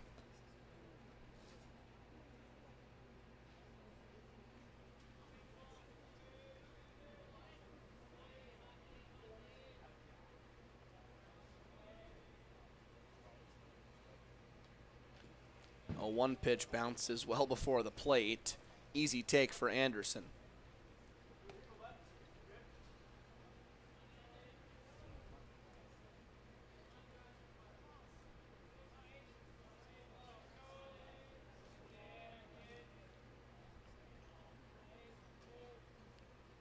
This one line shot going to be over the second baseman's head. Randall couldn't quite get there into the gap. Anderson makes the turn at first. He will be into second base standing. One out double for Caleb Anderson. I'm sure that feels real good for him after making that error in the top half of the sixth. And not to say the run wouldn't have necessarily scored. It was a shallow pop-up into left center. The runner on third was tagging all the way. But we saw last night Anderson have a similar play, came up firing towards home on a base hit to left field. Was able to throw out the speedy Jake Birkland, the shortstop for Wayzata, at home plate. 1 ball, no strikes to Jackson Glinke. Squares around for a bunt, gets one down, pretty good down the third baseline, picked up by Lodowicz, doesn't have a play.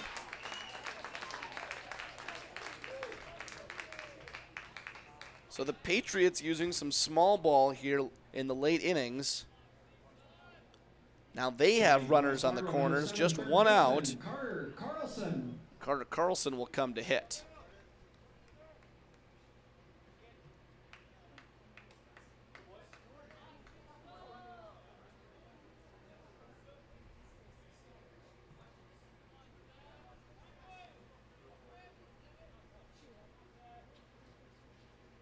First pitch to Carlson on the ground to third. Lodowicz picks it up, goes to second. Now the runner will come home, a long throw, and Anderson is in safe.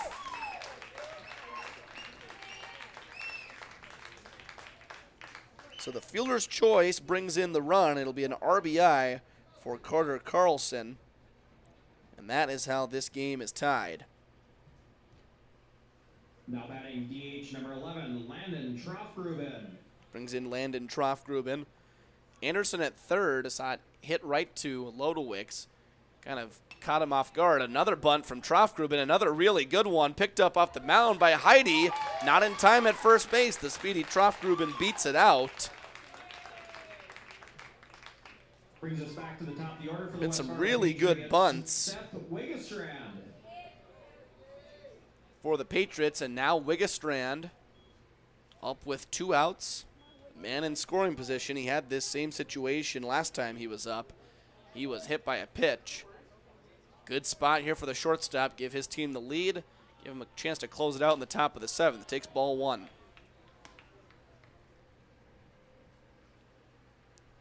Going back to that fielder's choice, Anderson had froze. And then when Lodowicz went to second base, Anderson took off for home. Now a back pick to first. Troffgruben back in time. I think it might have got a piece of him, but on the play, Carter Carlson will make his way into third base. Didn't necessarily mind the attempt from Dearborn behind the plate, but maybe just not the time and situation. Troffgruben, he did take that one. Looks like he might have a bloody nose kind of coming up with his head. Perched back. I'll grab a towel from the dugout. It looked like it caught him right on the face. Tough kid, though, Troffgruben. Able to shake it off. He got up and immediately looked like he was going to try and take off for second base. Like I was saying, I don't mind the throw down from Dearborn. I mean, Troffgruben was off the bag a little bit. Chance to possibly end the threat on the base paths. But you got to be maybe a little smarter with a runner on second. That throw absolutely has to be perfect, or just it definitely can't be down in the turf. And a good play from Dearborn, but unfortunately for him, Carlson moved into third. Big swing and a miss from Seth Wiggestrand. And now Drew Heide just one pitch away from getting out of this 2-out jam, leaving the game tied.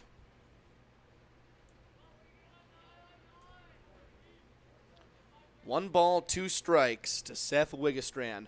Trofgruben dances off first. They'll step off the mound, go and get him. And now the runner from third will take off. The throw to home. He's in safe. Trofgruben safe at second. And the Patriots, with some action on the base paths, are able to get the 4th run across and give them the lead here in the bottom of the 6th.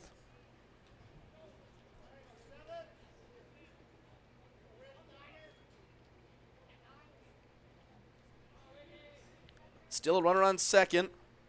2 outs and a chance for a big hit for Seth Wiggestrand. Pops that one foul.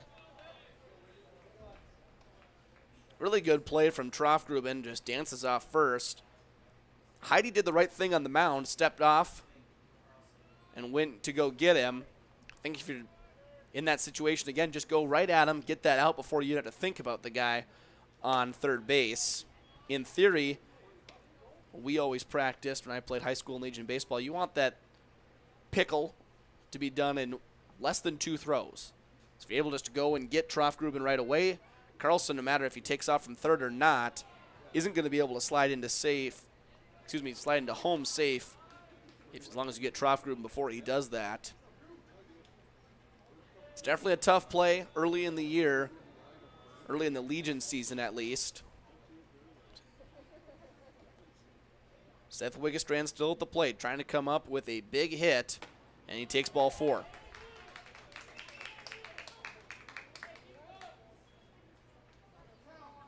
So Wiggestrand a couple of times had the chance to get the big knock. One time he's hit by the pitch, next time he's walked. Not much you can do about it. Now we'll get a visit to the mound.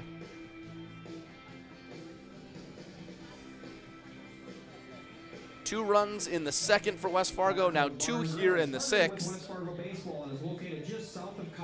giving them the 4-3 lead. Chance to close it out in the top half of inning number 7. For Manitoba, they've played a pretty solid game. They have been out-hit. Patriots with double the amount of hits as Team Manitoba. 4-3, Caleb Deere now batting second at the baseman plate. number 10, Caleb Deere.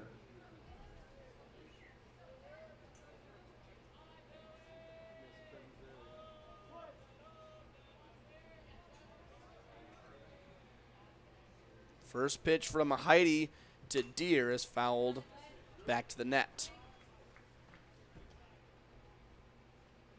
Update from Fargo.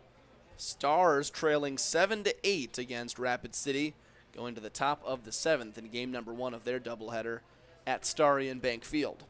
Here at Young Field, an 0-1 count to Caleb Deere. Takes one down low and away. If you're just joining us, you've missed some small ball from the West Fargo Patriots. A few bunts in the inning. Some havoc on the base paths. Now a hitter's count for Caleb Deere. They've been able to get runs the unconventional way, using their speed, but you just feel like if they can get a couple more hits to the gap, can really lengthen this lead out. Kind of the missing piece from the last couple of nights. They were unable to get that big swing last night. Here tonight in game 1, although they do have the lead 4-3, still not a whole lot of big swings out into the outfield. 3 balls, 1 strike. Good chance for Deere to change that. He takes ball 4.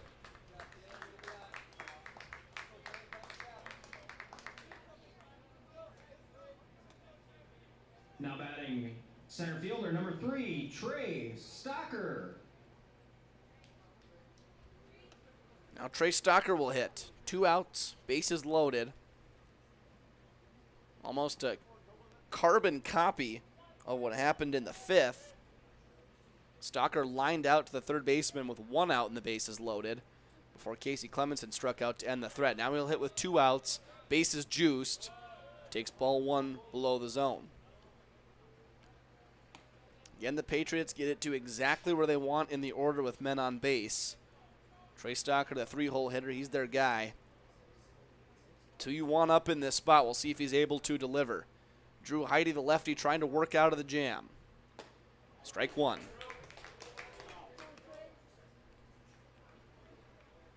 Seems like we've been saying that quite a lot tonight for Manitoba, trying to work out of the jam. So far, so good for the most part. Chance to give some insurance runs right here for Stalker, and fouls it back. Heide just a strike away.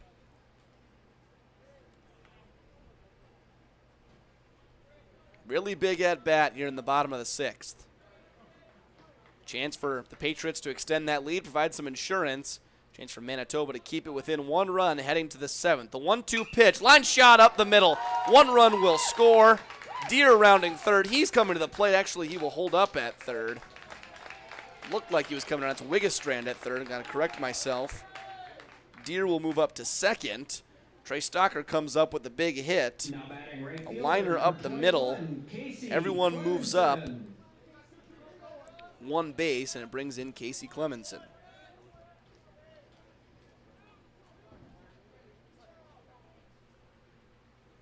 So for Clemenson, was in this exact same situation an inning ago and went chasing down below the zone and struck out, leaving the bases loaded.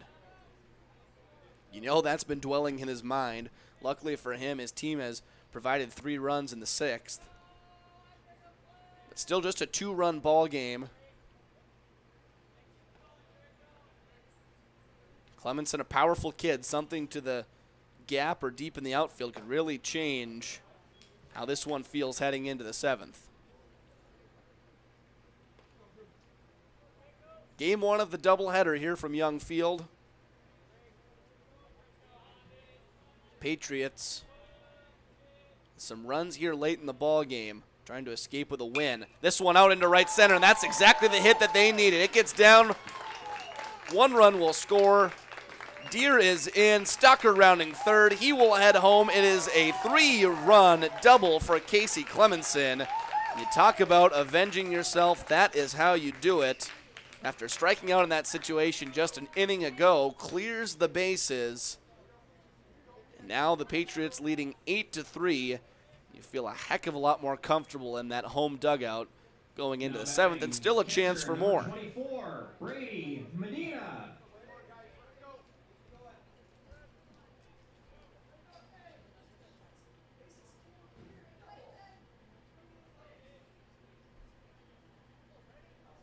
Now Brady Medina. This one's out to right center as well. Lindsay coming in, diving, catch. No, they'll say he trapped it. So it'll be an RBI single for Brady Medina. Patriots add on another. It is now 9-3 West Fargo. Now batting, left fielder number 8, Caleb Anderson.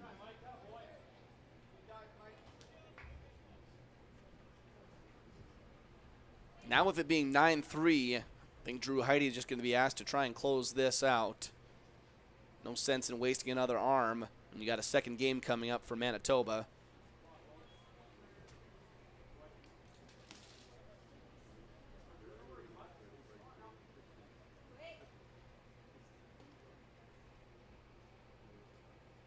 Caleb Anderson will hit.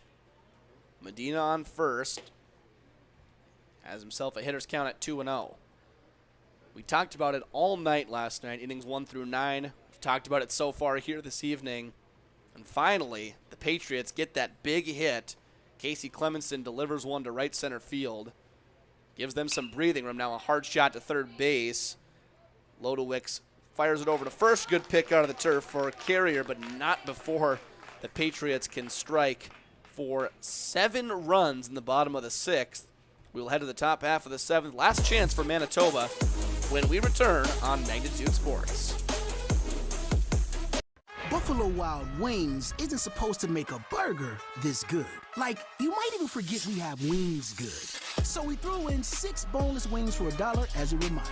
Buy any burger, get 6 boneless wings for $1. Only at Buffalo Wild Wings. Abby says she wants to marry a B-Dubs honey barbecue wing. We get the sweet, tangy allure of honey barbecue sauce, but you can't marry a chicken wing. What are you going to serve at the wedding? Their family? 26 sauces and seasonings at Buffalo Wild Wings.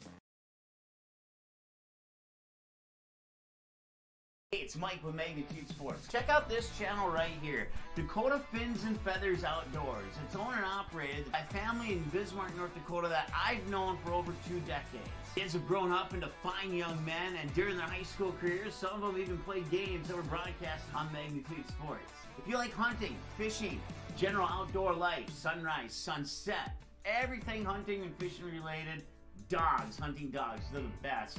Then check out the channel and show them some love. Go to Fins and Feathers Outdoors. Subscribe to them today.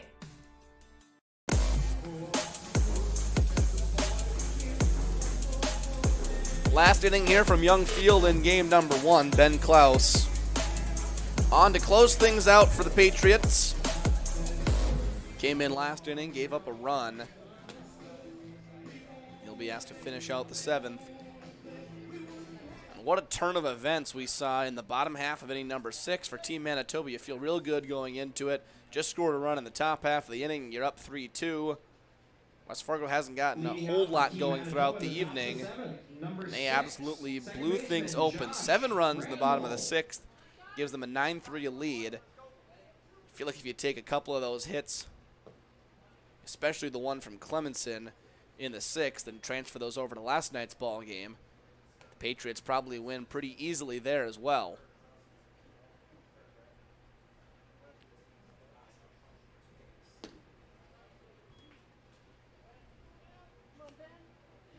But a real good job from the Patriots to reset, come back this evening. For the first 5 innings, didn't get that big hit, but finally in the 6th, they come through. And talking with some people before the game, felt like the defense and the pitching was going to be there. Just needed those bats to come around. Sky-high fly ball. Stalker makes the catch for out number 1 out there in center field. I would say it's definitely a good way to build a team. Start with the pitching and defense. If you're able to pitch and field, you're going to be in every single game. That's just how it is. And the bats are able to come around, you got yourself a real nice squad. Robertson, first pitch on to third. Nice pick by Carlson. Long throw over to first. And a nice adjustment there at first base by Glinke. Jumped off the bag, went to the other side, came back down before Robertson was able to reach. And so just like that, there are 2 outs in the top half of the 7th. And the Patriots 1 out away from a real nice win here in game number 1 of the doubleheader. First pitch to Ethan Debiuk is outside.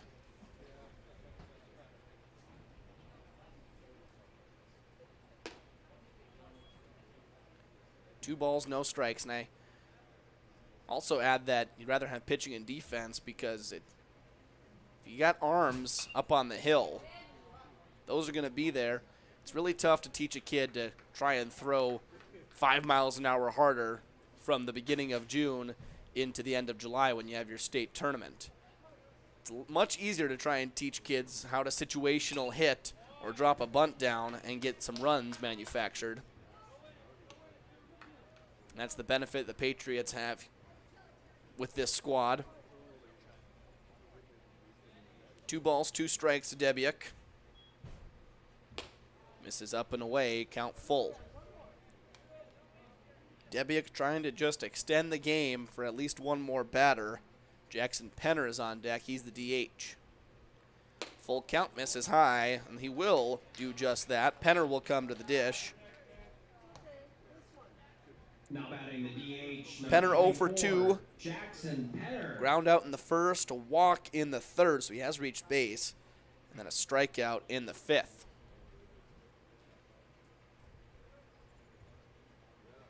Ben Klaus from the stretch. First pitch strike. Good formula on the mound for the Patriots tonight. Connor Entz started. Gives you 5 really good innings. That third got away from him a little bit, but other than that, really sharp stuff on the mound tonight from Connor Entz. Hands it off to Ben Klaus. Does give up the run in the top half of the 6th, which at the time gave Manitoba the lead, but that's why it's a team game. His team picked him up in the bottom half of the inning. Now Manitoba down to their last strike. The 0-2 delivery from Klaus, swung on and missed. And the Patriots come into the game after losing last night's ball game and get a come-from-behind win. Fargo Patriots 9, Team Manitoba 3. As a reminder here at And that is how things will end here from Young Field in game number 1. A reminder, we'll be back for game number 2 shortly, about 20, 25, 30 minutes, somewhere in that range. But for now, maybe go grab a snack, get something to drink. We'll be back for game number 2 shortly here from Young Field between West Fargo and Team Manitoba. The Patriots get a 9-3 win in game 1. Riley Swenson from Young Field, don't go anywhere. We'll talk to you soon. A little over an hour into this game, hour 19 gone, as we are now at 9:47, approaching that 10 o'clock mark. Of course, here at Magnitude, we're no stranger to baseball games carrying into the late hours of the PM, but gotta say, some of those are the most fun games that you'll ever see. Stokes is 1-0. Hit hard, and that one carrying out towards the outfield. That's going to score a run. Borkhardt coming home, and it's 1-0. The Patriots grabbing the lead. Brennan Hammond with an RBI single.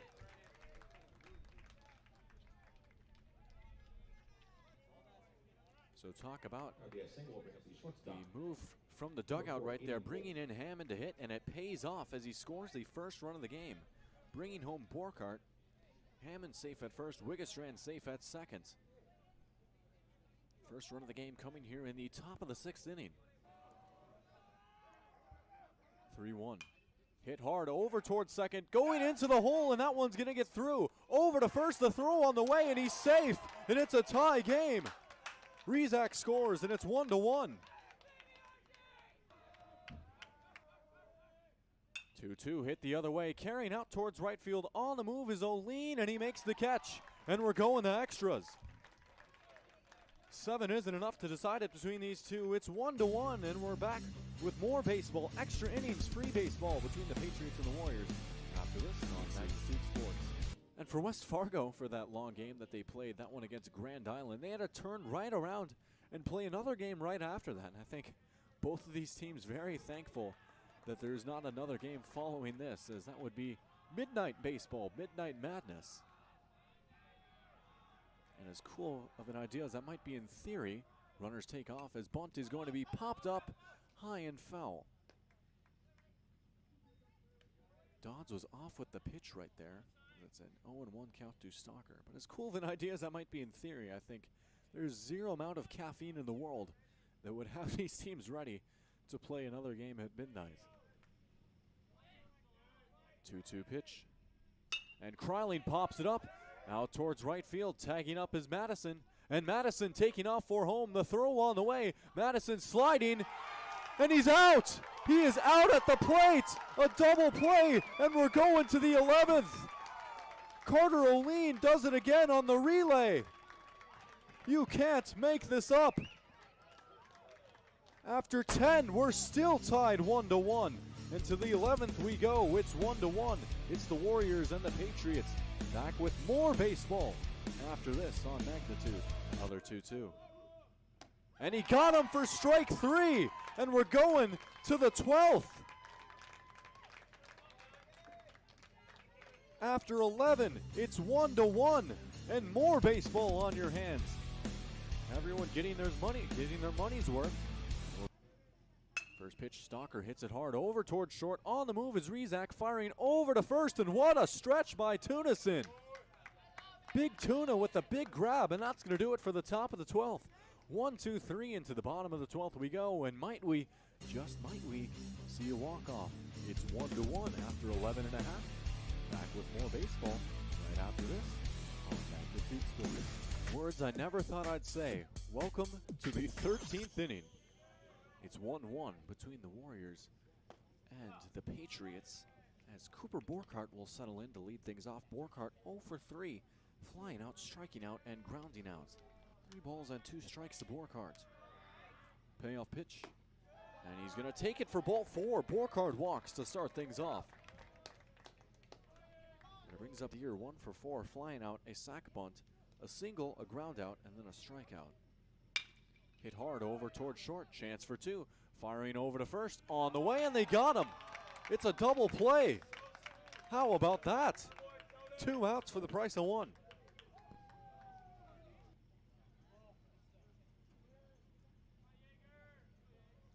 (3-2). And he got him. Jagger got him swinging for strike 3, and that's going to do it for the top of the 13th. To the bottom of the 13th we go. More baseball on Magnitude Sports, and we're back in a moment. We rejoin you here for the bottom of the 13th. I gotta say, if there's any big winner from this game, it's our sponsors, as they have been getting a lot of exposure here. But we'd like to thank our sponsors for all their help that they've done to help make broadcasts such as these possible. 3 hours and 53 minutes into this one, it's going to be Davis and Kryling leading things off.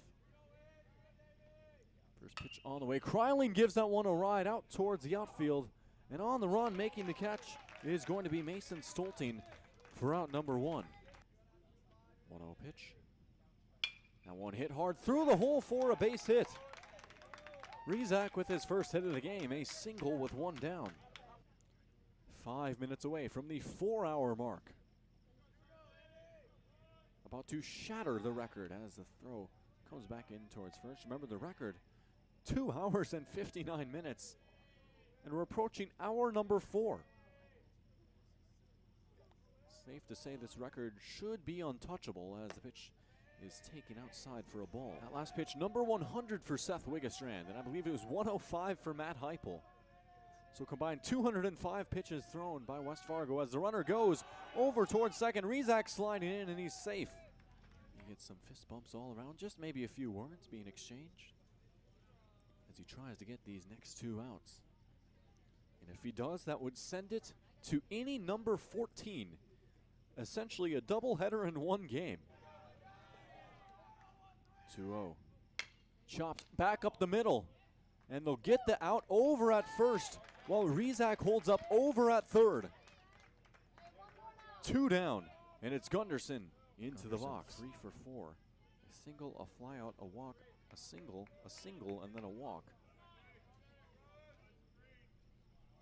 And they're going to intentionally walk him. Bases loaded for Henry Tunison.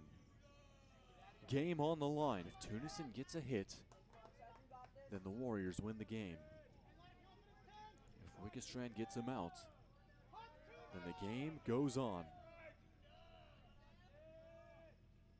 First pitch through the hole, and that's going to score him. And at long last, finally long last, the game is over. Rizak scores. Big Tuna with the big hit. Your final score on Magnitude Sports, 2-1. And it's a walk-off for the Warriors. The Warriors walk it off, and that's going to do it as we just hit the 4-hour mark. 12:27 your local time, and your final 2-1. The West Side Warriors beating the West Fargo Patriots in the longest game in the history of Magnitude Sports. And that's going to do it for tonight. You'll have to forgive me as I'm going to have a very brief post-game show. Once again, your final score 2-1. The Warriors winning it in the 13th inning. Thank each and every one of you for tuning in. I hope you had as much fun and stayed awake as much as I did throughout this game. Until next time, hope to see you all again soon and have a good morning. Keep this one out. And he can, and he does. What a save on the PK. Charlie Anderson back in. The Packers will try to switch that momentum. And just like that, the Packers get 2 more good points. And you know how? Offensive rebounds. They got the rebounds. Huskies got to do a better job. And another dunk there by Manick. So out of Mannix, 6 points. 4 of them have been off of dunks, and he doesn't seem to need to jump very far to hit that rim. Piercott with it, giving back to Pease. Nice job there by Hagerly on the back door. Baseline cut, and he's going to go to the line to shoot 2. 41. Fergus Falls had the ball. They lost it out of bounds, and now an opportunity here for the Pelican Rapids Vikings. Guler has it. 3 seconds to go. Guler with the ball. 1 second at the buzzer. It's in! And the Pelican Rapids Vikings on a shot by Matty Guler go to the state tournament undefeated at 29-0. Marseille 2 for 2. 3 kills. And the serve over. Dugout Larson. Erickson up front, Binstock. Played by Davies. Kruger. And we'll have a whistle and a violation, a net violation against Davies. Again, second time for the Packers. McKinnon on the serve, and that one is just out of bounds. We'll continue on. 26 apiece. 9 of 9 serving. Line drive serve, a hard serve. Waldera, Erickson back set, and Binstock able to. Yeah, well, the ball did hit the floor, and Binstock will pick up her 7th kill. Soini, serve just over the net. Kruger, on the outside for Wild, and it was, I believe, tipped up front, and it was. Looked like the ball changed flight, and it did. Wild the kill, and we're tied again. 27 apiece here in set 1. And Kruger to serve. She is now 5 for 5 on the outside. That is Erickson, and kept alive by Theelges. No, ran out of room. 28 apiece. They've been able to respond every time Packers have had set point, but you got to get the lead at some point. Got to try and kind of flip it over a little bit. Soini on the outside, Fiatkuski got it through the blockers, and a kill again. Dara, her turn to try and finish off a first set that doesn't want to end real bad. Serve, Solberg. Kruger on the outside, tapped over Solberg. Kept alive, diving stop ball, Dara, and sent over by Erickson. Theelges. Pass to the outside, tapped across by Marseille, and pinballed around, and finally down. So Kringley, 4 for 4 from the service line. Right-handed serve. Erickson. Check that, it was Binstock, and trying to send it over was Fiatkuski and out of play. Actually off the net supports, 30-29. And now set point for Davies. Knuckleball serve into the net. Didn't get enough on it. 30 apiece. Mary Schnell back in to replace Soini for the Packers. This is only set 1, gang. Here's Erickson on the serve. Played by Davies. Pass to the outside. Solberg has it blocked. And here comes Erickson to try and finish it off. Set point once again for the Packers. Serve.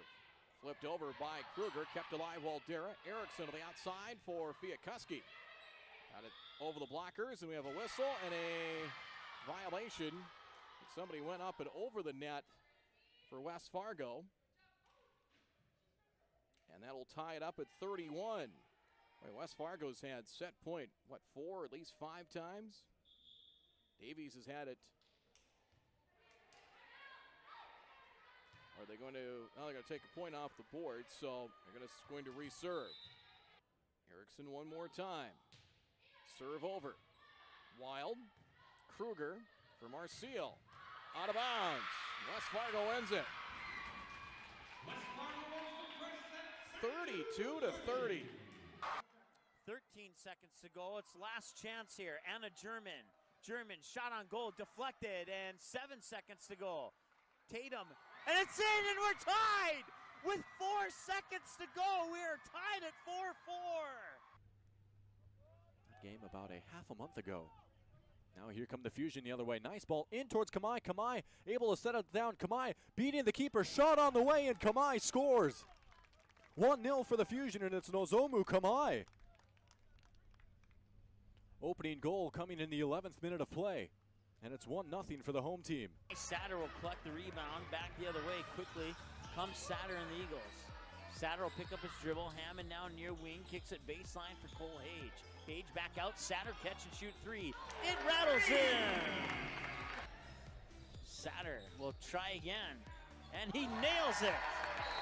Satter thought about the three, now he steps back, puts it up, in and one! He got it! Cole Hage outside Satter for three. Got it! Looks over at Satter, now puts the ball on the floor, gives it to Satter. Satter, step back, fifth three, yes! 5 threes for Ty Satter. He has 15 points, all from behind the arc. Satter for another three. You betcha, he got it. Satter will try again, top of the key. He got it, he's got 7 threes. Satter, three number 8, it's in! Ty Satter. He had 7 in the first half, that's his first of the second half. Hage, Satter, free throw, number 9, he got it! Well, it looked like a free throw, at least he made it look like that. Satter for free number 10, he got it! 10 threes, 30 points from behind the line. He has 32 on the night. 3 for Ty Satter. Well, let's just see how many he can get here. Ty Satter wants the ball. He's gonna maybe tee it up for 11 3. He got it! 11 3-pointers for Ty Satter. It's unbelievable. 35 points for Satter, and it's 75-37. Grayson Hammond, now Van Dam wants to drive in, kicks it out, Bitts, now Hammond in the corner. Hammond will drive baseline. Outside Satter.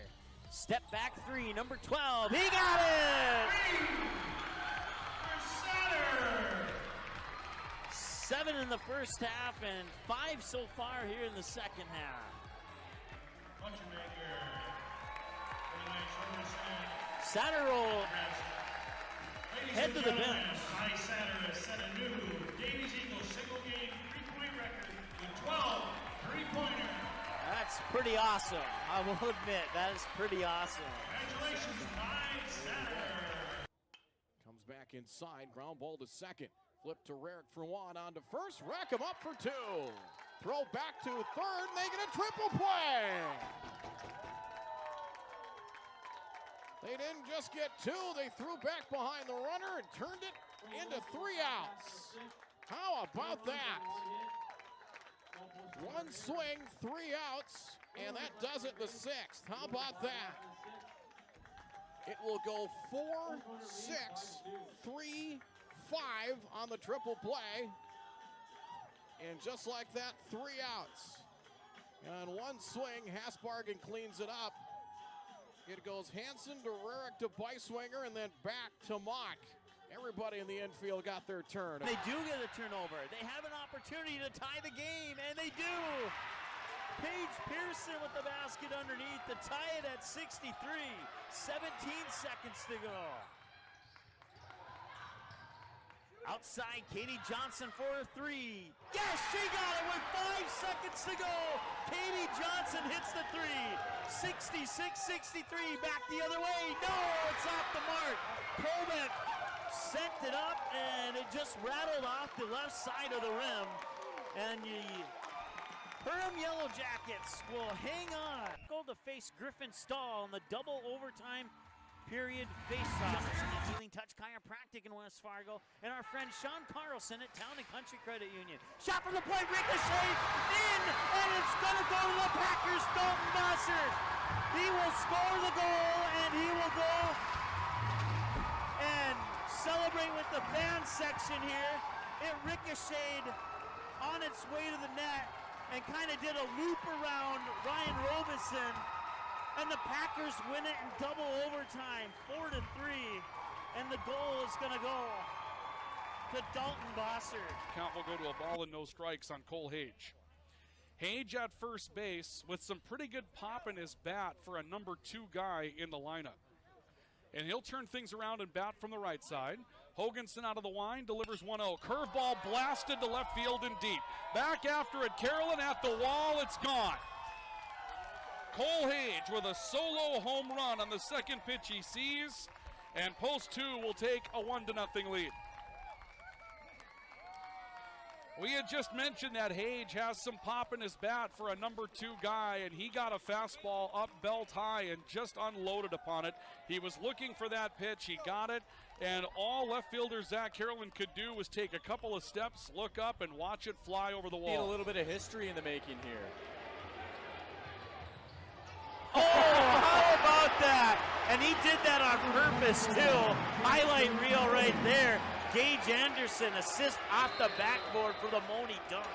Wow, that's pretty awesome. Wow. I mean, Cheyenne is just flexing their muscles right now. They are sign, sealing, and delivering, stamping. We are the team to beat here in the EDC. We are the team to beat here in North Dakota. Field here, Du Bois, the junior defenseman, will put the right leg on it and send it up right over the head of the goal scorer, Kramer. The Packers will try and clear it. Mustangs touch up on it. And a little bit of pushing and shoving there. No call. And now Bukestad will get around the defender. Bukestad with the left foot over the head of Pyle into the back of the net. And it's 2-0 Mustangs. First round EDC tournament game between the Mustangs and the Knights. Coming away with it here is Bukestad. Bukestad over! Pyle had her hands on it and it slipped through. And Bukestad scores her second goal of the game. We'll toss it in. Right inside the near corner here. Monger touches up on it, gets it to Bukestad with a shot, and it's into the goal! Bukestad sneaks it into the near post, and it's 4-0 Mustangs.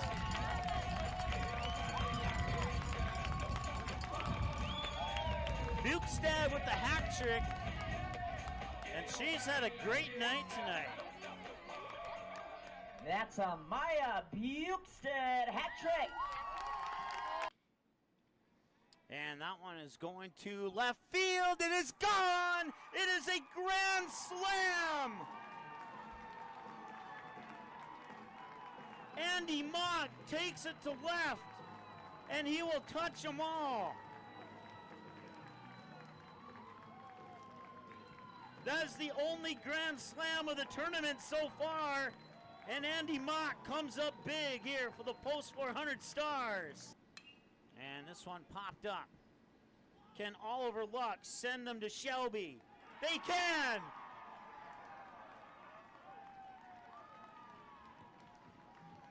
The Post 400 Stars will continue their season in North Carolina, and they will compete in the American Legion World Series. 66 yards for the win in 30 seconds with one timeout. Tackle under center. Rolls to his left. Plants, fires, pass, complete. Near sideline, pitch and catch. Making the catch there is Josh Peterson. Has the first down to the 49-yard line. That play took up 5 seconds. Receiver left, Hackle and shotgun. Ball at the 48. Hackle fires right side, complete. The hook and ladder. Richter to the feet. He could go. Richter to the house. Touchdown Jackets! Levi Richter on the Yellow Jackets lead with 13.8 seconds to go. Touchdown Jackets! What a play! And the Yellow Jackets lead! So Berg scores, Clemenson to third, Oline to second on that error. Brennan Hammond 1-for-1, single into left field last time he was at the plate. Reset the count here for him. That one hit hard to left field. It's going deep, and it is gone! It is a grand slam for Brennan Hammond, and the West Fargo Patriots have busted this one open. Bryant on first, Grant Matter on second, Oliver Luck on third, and Chayton Sen hits this one deep to left field, all the way back, and it is gone. It is a grand slam for Chayton Sen. And that one's hit well to right field. It might have the distance, and it's going back, and it's a solo home run for Easton Rarick. Hilber will will deliver pitch number 9, and that one's hit high and deep left field, going back, and it is gone. It is a second grand slam for the Stars. And it is now 13-12. As Easton Rarick with 2 home runs in this game, a solo shot on his last at bat, and a grand slam here to pull the Stars within a run. Here's Bainbridge. Lost the ball and a chance for at the buzzer. He scored. Zach Bregman on the layup off the turnover. And what a way for Barnesville to walk it off.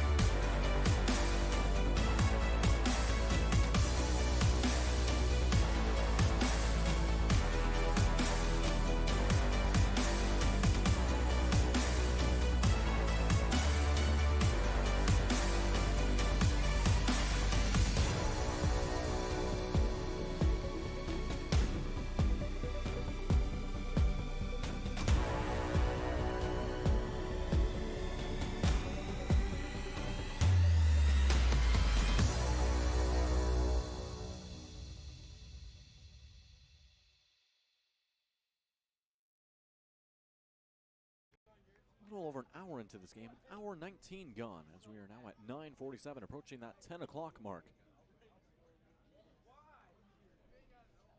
Of course, here at Magnitude, we're no stranger to baseball games carrying into the late hours of the PM, but gotta say, some of those are the most fun games that you ever see. Stokes is 1-0. Hit hard, and that one carrying out towards the outfield. That's going to score a run. Borkhardt coming home, and it's 1-0. The Patriots grabbing the lead. Brennan Hammond with an RBI single.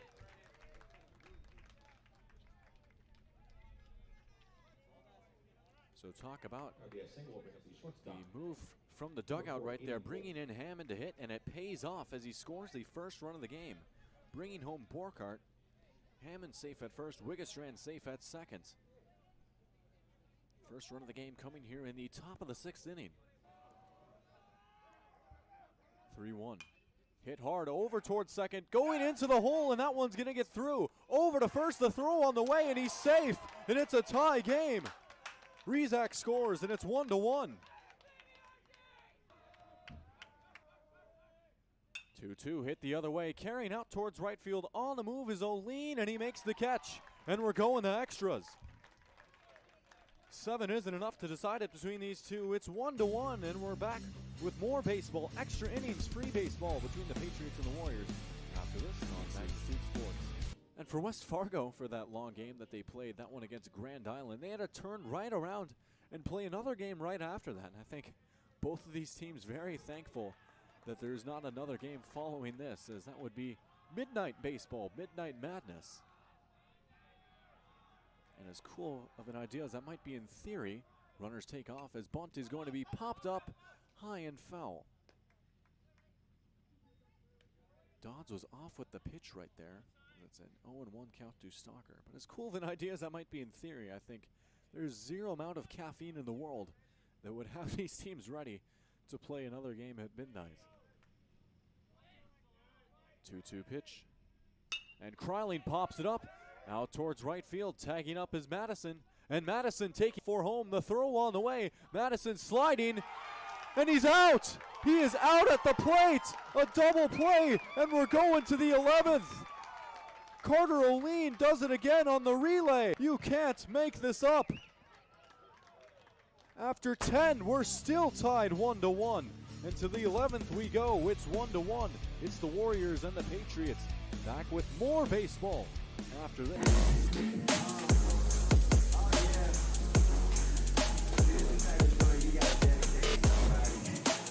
Does a ghost pepper wing that doesn't send you into tears make any sense? Sure does to us.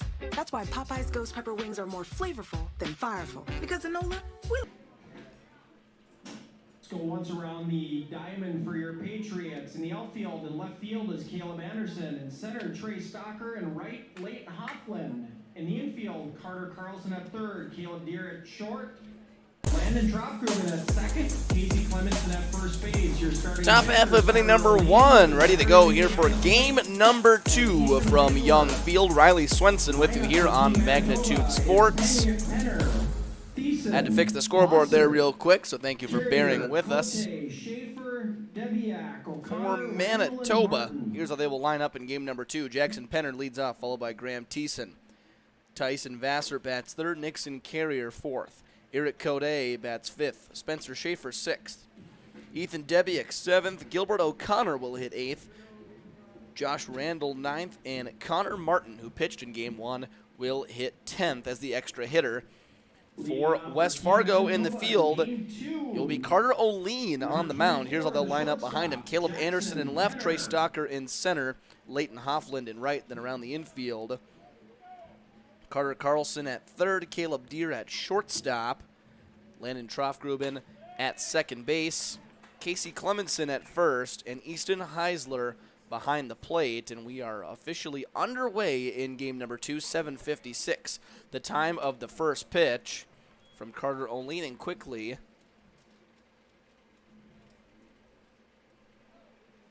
Jackson Penner finds himself in a nice count to hit in. Swing and a miss.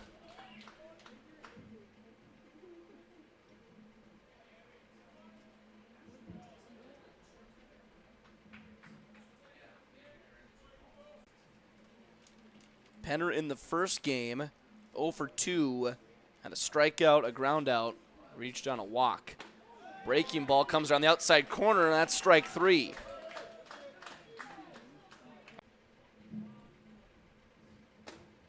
First pitch misses inside from Oline. We saw Oline play center field last night.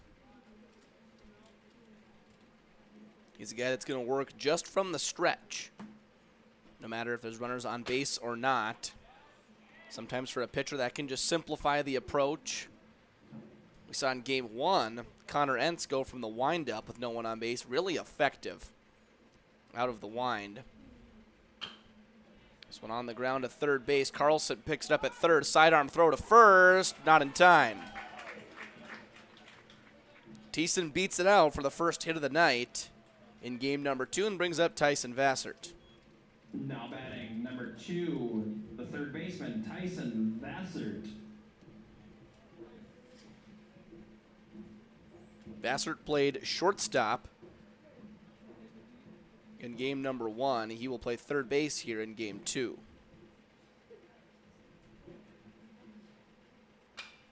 High pop-up in the infield, going to be playable for Carlson, coming into the pitcher's mound to make the catch.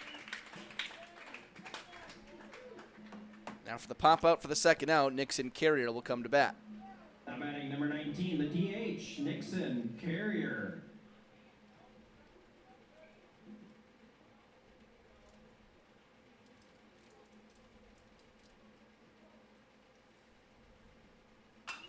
Carrier takes the first pitch, sends it down the left field line. It's going to be down for extra bases.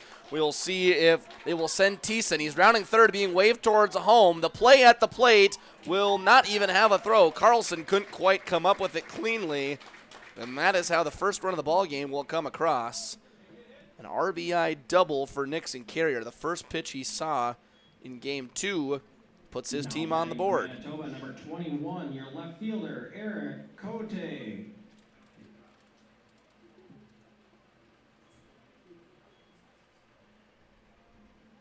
Got a guy with plenty of power in the cleanup spot in Carrier. That's why you put him there. And for a 2-out spark, he delivers just that. Now strike 1 to Cote. Eric Cote did not play in the first game. He'll play left field here in game 2, batting from the left side against Carter Oline. This one well struck out to right field. A couple steps back for Hoffland. Settles underneath it for the catch. Manitoba strikes first. They get on the board, but they leave one man on base. Patriots coming to bat for the first time in game number 2 when we return on Magnitude Sports. Do you have a teen ready for driving lessons? Don't know what they need to do or when things need to be done? If busyness keeps you from driving with them, then Gotta Go Driving School is the place to call. Jeff Weber at Gotta Go Driving School has been teaching driving lessons to all age groups since 1991. Call Jeff at Gotta Go Driving, 238-0236. Jeff will tell you to start planning ahead now. Don't wait. Got a new driver? Then it's Gotta Go Driving School. Talk to Jeff. Now batting, number 5. Nice seats. $50 though. Hey, this dude got his seat for only $20 on Game Time. Whoa. Game Time tracks ticket prices in real time and finds you all the best last-minute deals, so you can get tickets for up to 60% off. 60% off? Mystical ballpark voice? Yeah. That guy freaks me out. Download Game Time now. Come on, do it. Josh Randall. First base, Spencer Schaefer. And the outfield. Bottom half of inning number 1, the Patriots find themselves down 1-0 after the double from Nixon Carrier. Here's how the Patriots will line up in game 2. Leading off will be Trey Stalker. Batting second will be Caleb Anderson. Casey Clemenson, Stalker, Anderson, then Caleb Deerbit hits third, as where I left off. Casey Clemenson hits fourth. Brady Medina fifth. Leighton Hoffland sixth. Carter Carlson, Easton Heisler, and Landon Troffgruben will round it out 7, 8, and 9. And they will go against Anders Meyer. Manitoba will line up like this behind him. It will be Eric Cote in left, Ethan Debiak in center, Graham Thiessen in right field. Around the infield, Tyson Vassert will play third base. Jackson Penner at shortstop. Josh Randall over there at second. Spencer Schaefer at first base. And behind the dish, it will be Gilbert O'Connor. That's how they line up behind Anders Meyer. Manitoba trying to get out of here with a split. Of course, the Patriots looking to get the sweep on their home field. Another doubleheader tomorrow afternoon for them, taking on Rapid City right here at Young Field. Of course, we'll have it for you on Magnitude Sports. The 0-2 is up and away. Sun coming out here for game 2. Finding some shadows across the infield. 75 degrees here in West Fargo. Beautiful evening for baseball.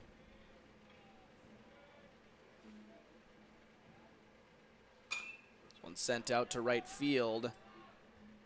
Thiessen has a beat on it and makes the catch for out number 1.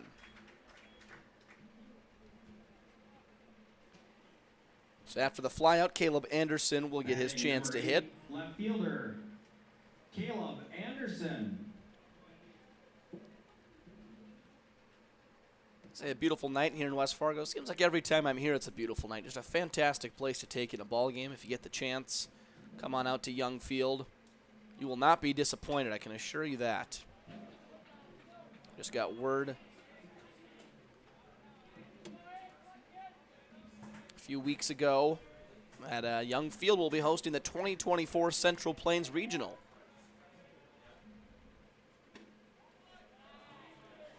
They will host in 2024. Post 400 will host in 2025 over at Starion Bank Field. A ball upstairs, 2-1.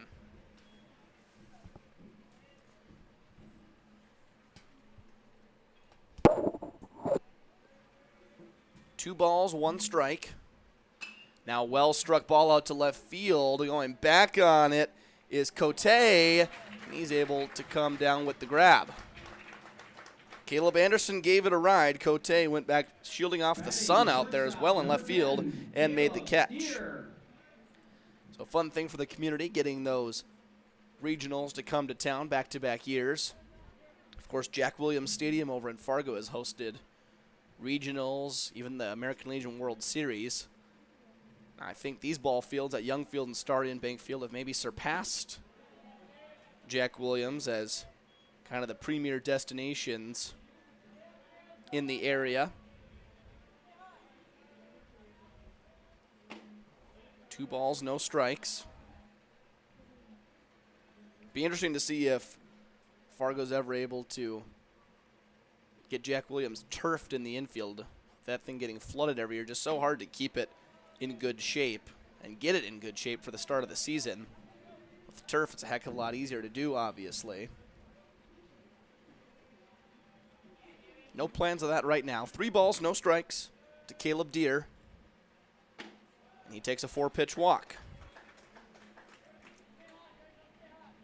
With the walk, brings up your cleanup hitter, number 21, and playing first base, Casey Clemenson. So Casey Clemenson will get his chance to hit. He had the big knock in game 1. Bases clearing double to right center field with 2 outs in the bottom of the 6th inning. Really blew it open for the Patriots as they cruised eventually. I shouldn't say cruise because it was not a cruise throughout the game.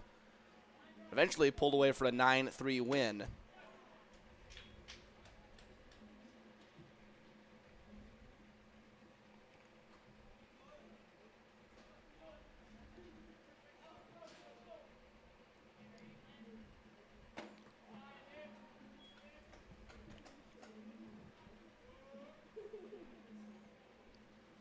One and one to Casey Clemenson.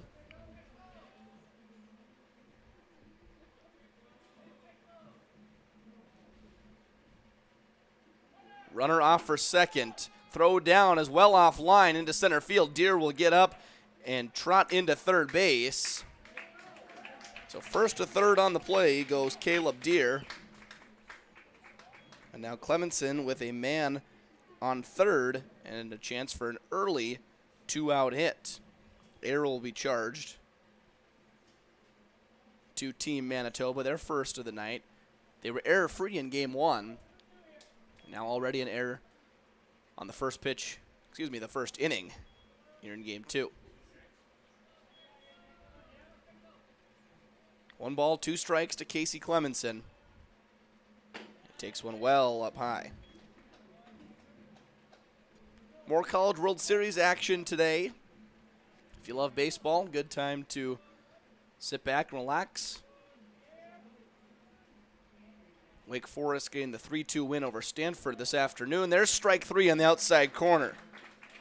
So Meyer catches, Clemenson looking, and that is how the first inning will wrap up. They strand Deer at third.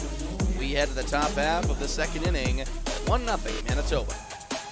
Now, Game Time tracks ticket prices in real time and finds you all the best last-minute deals, so you can get tickets for up to 60% off. 60% off? Mystical ballpark voice? Yeah. That guy freaks me out. Download Game Time now. Come on, do it. Sweet Shots is Fargo's premier golf entertainment destination. Sweet Shots will host your birthday, bachelorette party, corporate events, date nights, or a night out with friends and family. Need help with your golf game? Visit with one of Sweet Shots' PGA teaching pros. Hungry? They have a full food and beverage menu too. Try your shot in one of 60 climate control hitting suites or one of 5 indoor full swing simulators that include golf, hockey, hunting, football, soccer, and zombie dodgeball. Make the trip to 3400 James Way South in Fargo or visit sweetshots.com for much more.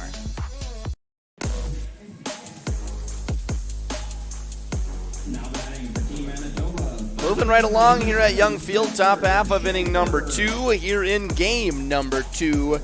6, 7, 8 coming to hit for Manitoba. Spencer Schaefer, Ethan Debiuk, and Gilbert O'Connor will be the 3 scheduled to face Carter O'Lean. The first pitch is sent into right field, but there to make the catch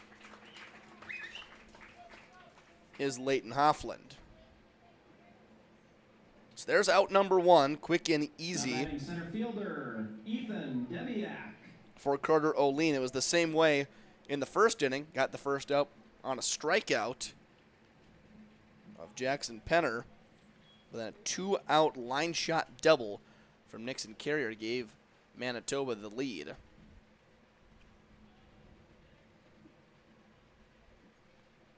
First pitch coming to Ethan Debiuk. Fouled away for strike 1. Mentioned the College World Series. Wake Forest getting the win against Stanford 3-2. Right now, LSU taking on Tennessee, a battle of some SEC schools. Now 0-2 to Ethan Debiuk.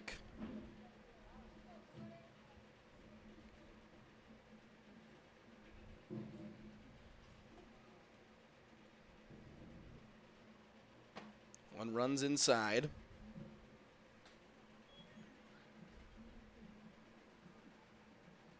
Paul Skeens on the mound tonight for LSU. If you haven't seen him pitch, you definitely should. Some electric stuff from the big right-hander for the LSU Tigers. And another thing, if you haven't done it, you should. You should make your way to the College World Series. It's a fantastic experience. Been there a few times myself. I know most of the teams in the area will be heading down there next week. West Fargo, one of those teams. Foul ball from Debiuk.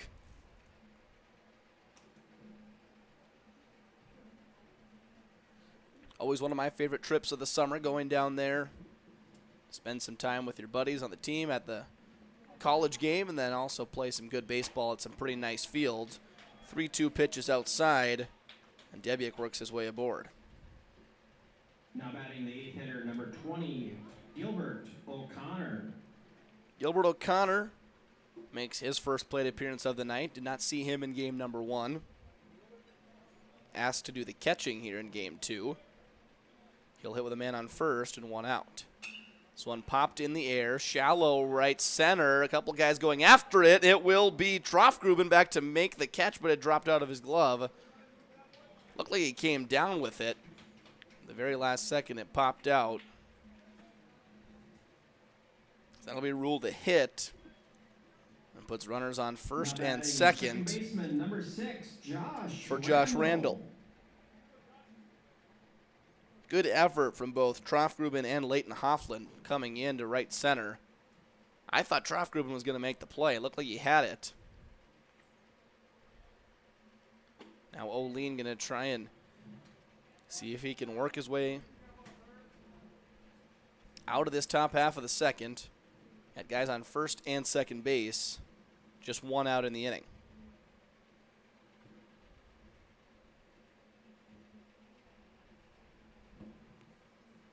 0-1 pitch on the ground to Trofgruben. Could be 2, 4, 6, 3. And they'll call him safe.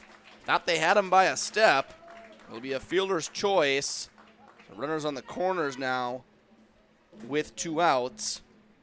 For the 10th man in the order, Connor Martin. Now batting the DH, number 22, Connor Martin. Martin pitched in the first game.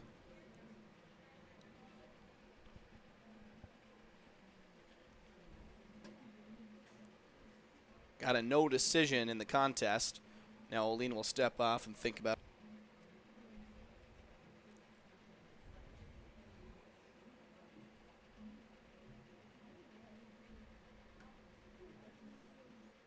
First pitch is right there, called strike.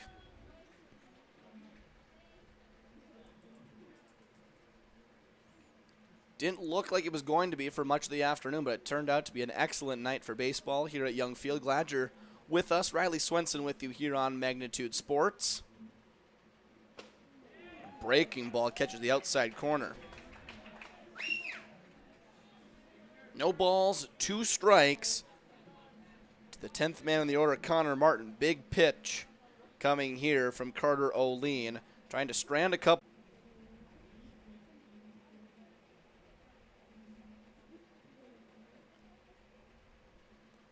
Another 0-2 from O'Lean to Martin. Got him looking, outside corner. Big breaking ball from Carter O'Lean. Ends the top half of the second. Leaves 2 men on base. Patriots coming to hit when we come back on Magnitude Sports. Santana Concrete LLC in Barnesville comes highly recommended from their customers. But don't take our word for it, take theirs. Dan states that the team is polite, friendly, and efficient. Lee tells us that quality work for a fair price is hard to find. Here's Mike from Post 400 Baseball. Santana Concrete did a wonderful job laying the concrete foundation for our new press box. And Jasmine shares they do amazing work. Check them out by searching Santana Concrete LLC on Facebook or call 218-790-6560. Doolittle's Wood-Fired Grill is an experience that ignites your senses, featuring wood-fired rotisserie cooking. Grilling meat over an open flame creates that savory wood-roasted flavor, while the rotisserie rotation results in juicy and succulent meats. Doolittle's even has an outdoor fire pit that creates a relaxing setting to wine and dine for any occasion. Visit DoolittlesRestaurants.com for a full menu or to make a reservation. Doolittle's Wood-Fired Grill, 2112 25th Street South in Fargo, or call ahead at 701-478-2200.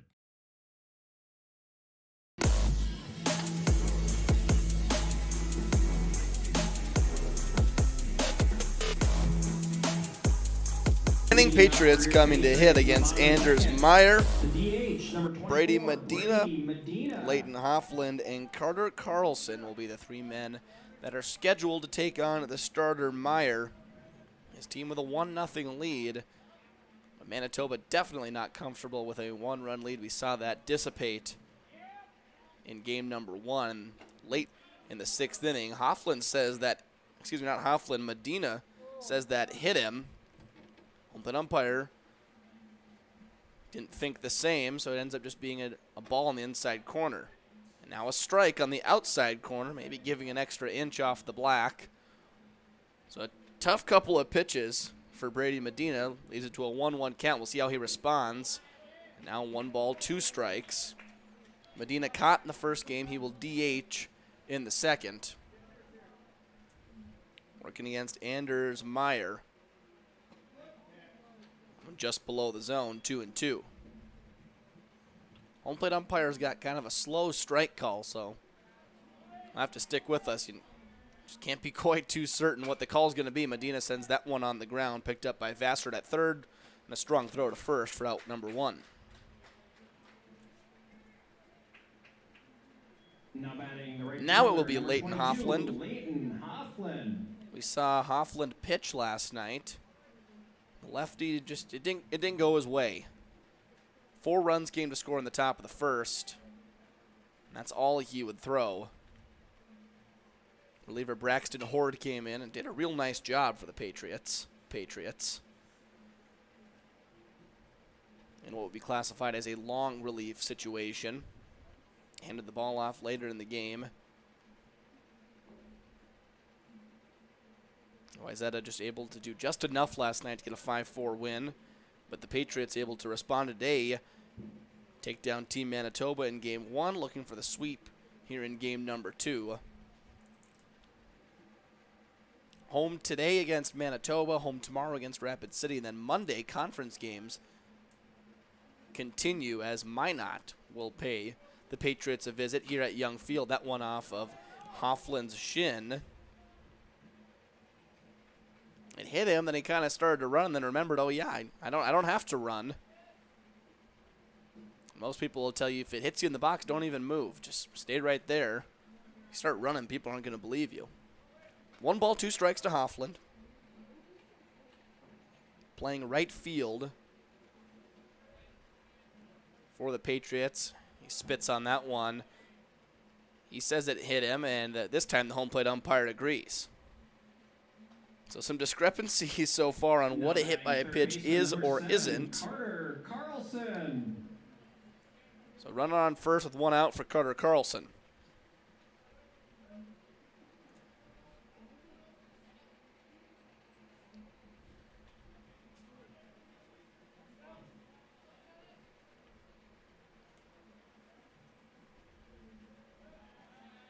It will check over to first. Hoffland back in time.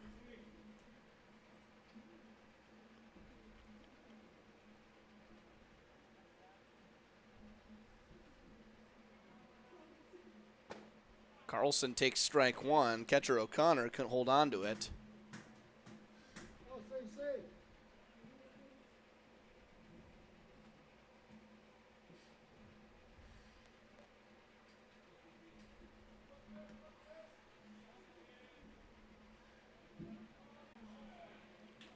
0-2 to Carter Carlson.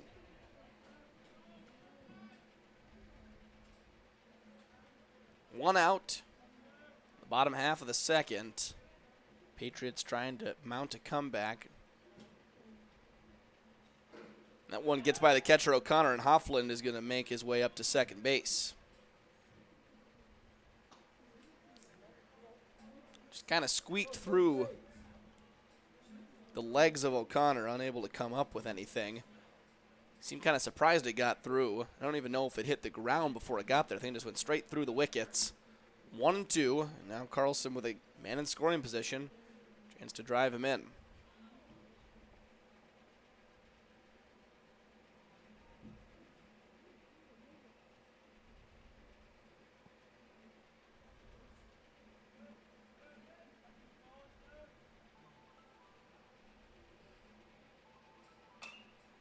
This one on the ground towards the right side, picked up by the second baseman, Randall, before it could squeak into the outfield. Hoffland will make his way up to third. It'll be a hit for Carlson. 14, Brings in Easton Heisler.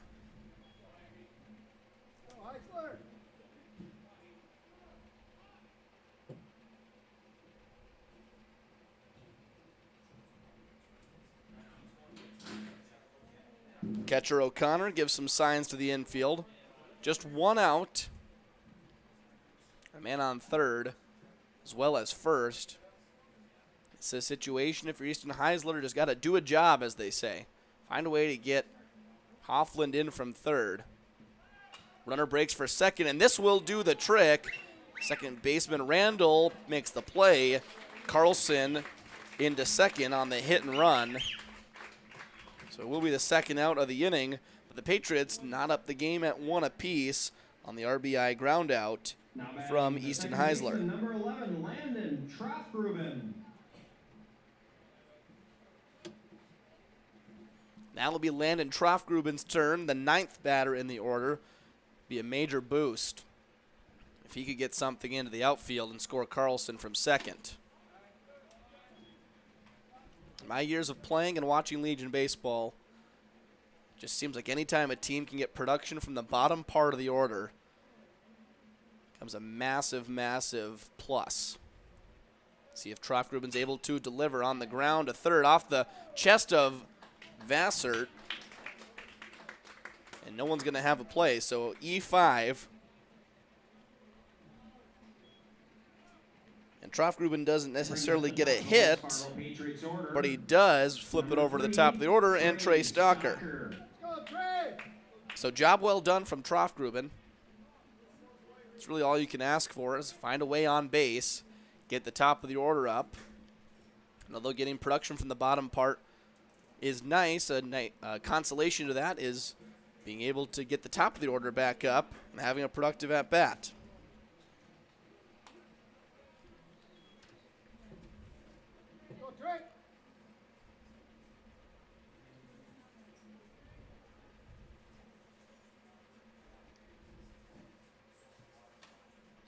Stalker got jammed and makes it 0-2.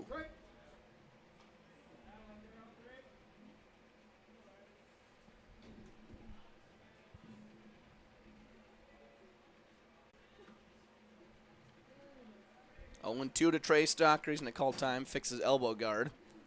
Now he says he's ready to go.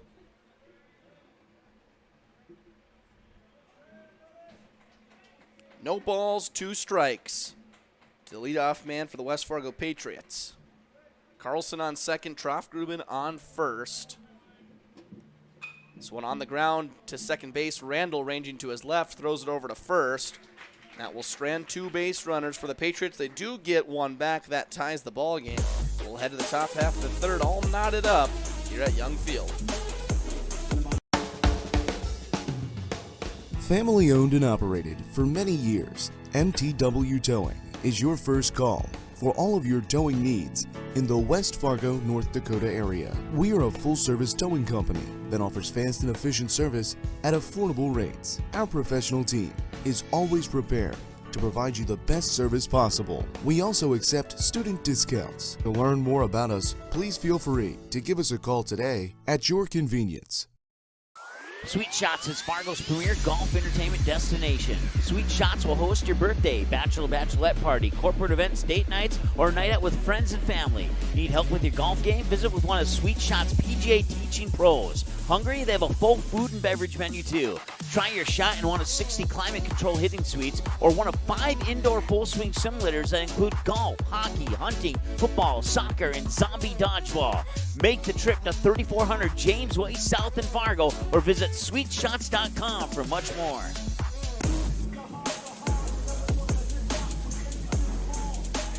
Top of the order coming up for Manitoba in the top half of the third.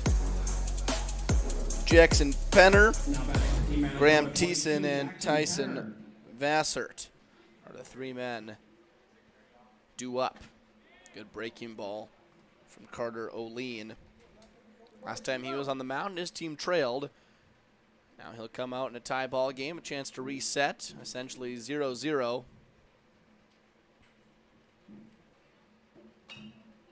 Quickly 0-2 to Jackson Penner.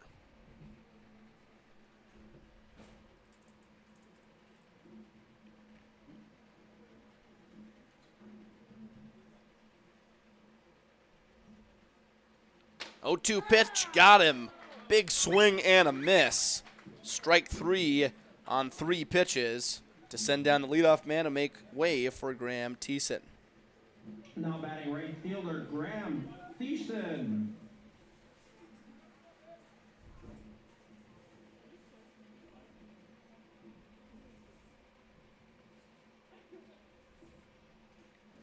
That one well outside.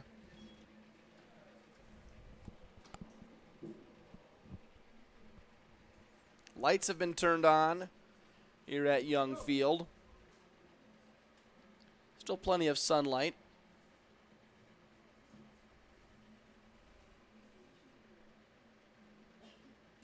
Check swing. Did he go around? Yes, he did. Home plate umpire doesn't even need to appeal down to first. Says, I can handle it. 1 ball, 1 strike.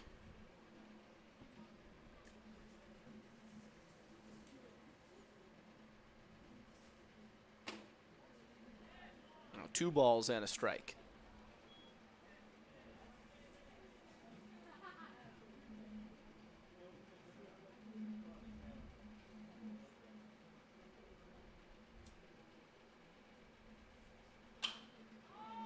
The 2-1 pitch sent out into right field. It will be Hoffland who calls everyone off and makes the catch. Now batting your third baseman, number 2, Tyson Vassard. 2 outs and nobody on for Tyson Vassard.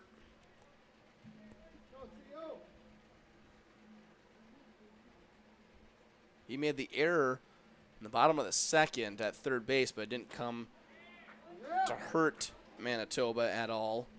They got Stalker to ground out the next batter.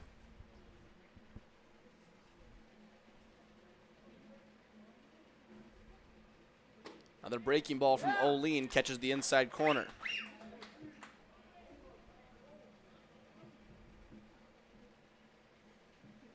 Oh, 2 pitch, couple of breaking balls. Where does he go? Ahead in the count. O'Lean goes fastball. Vassard fouls it down the left field line.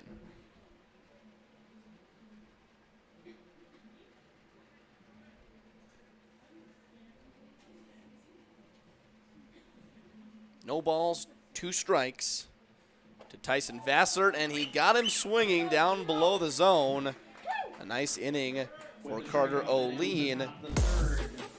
1, 2, 3. Manitoba goes down in order. Patriots coming to bat, looking to try and claim the lead in the bottom half of the third. Hey, it's Mike with Magnitude Sports. Check out this channel right here, Dakota Fins and Feathers Outdoors. It's owned and operated by a family in Bismarck, North Dakota that I've known for over 2 decades. Kids have grown up into fine young men, and during their high school careers, some of them even played games that were broadcasted on Magnitude Sports. If you like hunting, fishing, general outdoor life, sunrise, sunset, everything hunting and fishing related, dogs, hunting dogs, they're the best, then check out the channel and show them some love. Go to Fins and Feathers Outdoors. Subscribe to them today. Tonight, I'll be eating chicken tikka masala with garlic naan. Cheers. I win again, Patrick. That's Sir Patrick. Ooh, sir. Tonight, I'll be eating roasted cauliflower tacos with spicy chipotle sauce. Thank you. Oh! Yeah! I wasn't ready! You want cheese to go with that wine?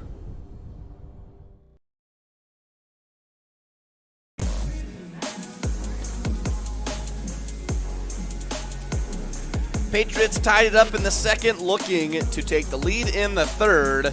Heart of the order coming up. Anderson, Deere, and Clemenson, 2, 3, and 4. Now batting left fielder, number 8, Caleb Anderson.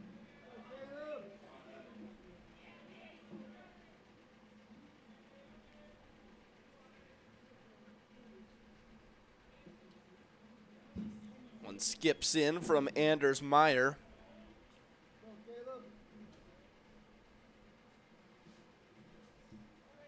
Manitoba looking for some length out of their starter. Got another game tomorrow afternoon against Post 400. Anderson does Meyer a favor and goes chasing above the zone.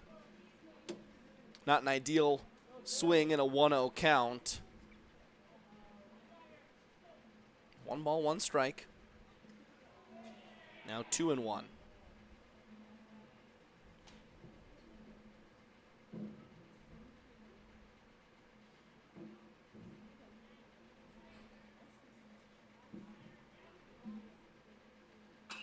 That one well struck, but also well foul.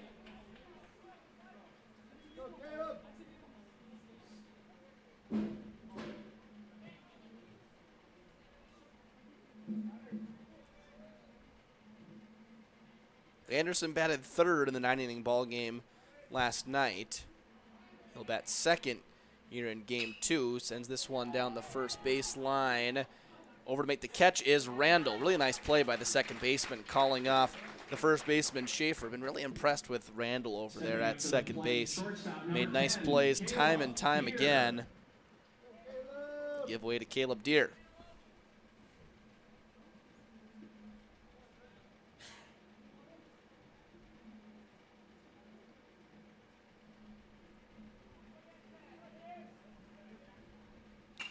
This one on the ground right at the shortstop. Penner picks it up, easy throw over to first. And a good stretch to pick it out of the turf by Schaefer.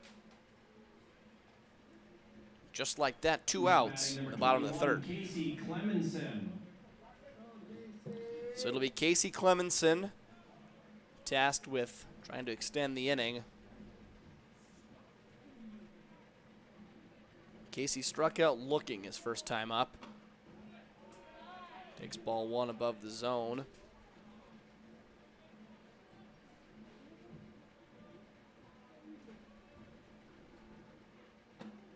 Now 2-0.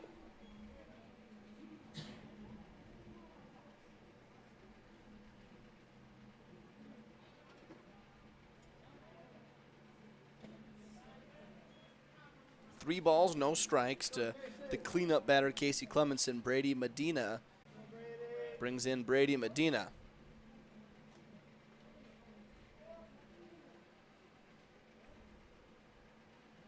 Medina grounded out to third in an odd at-bat in the second. Thought he was hit with the first pitch.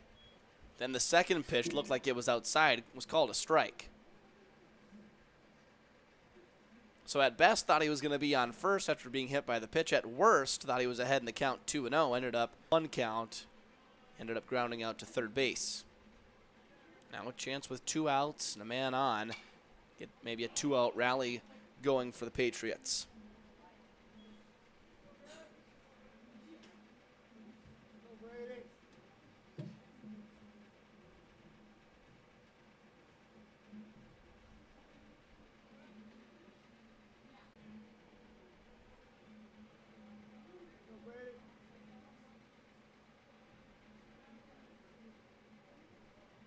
Three balls, 1 strike, 2 outs. Clemenson on second.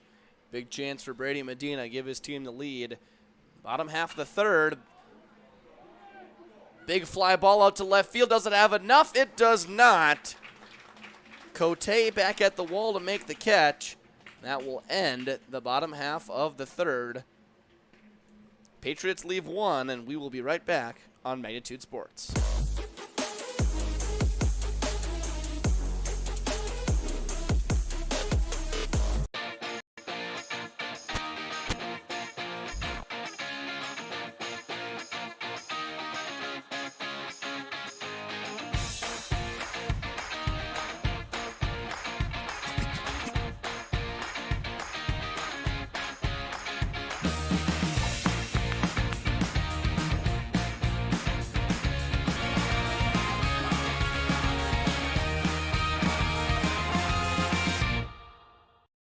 Doolittle's Wood-Fired Grill is an experience that ignites your senses, featuring wood-fired rotisserie cooking. Grilling meat over an open flame creates that savory wood-roasted flavor, while the rotisserie rotation results in juicy and succulent meats. Doolittle's even has an outdoor fire pit that creates a relaxing setting to wine and dine for any occasion. Visit DoolittlesRestaurants.com for a full menu or to make a reservation. Doolittle's Wood-Fired Grill, 2112 25th Street South in Fargo, or call ahead at 701-478-2200.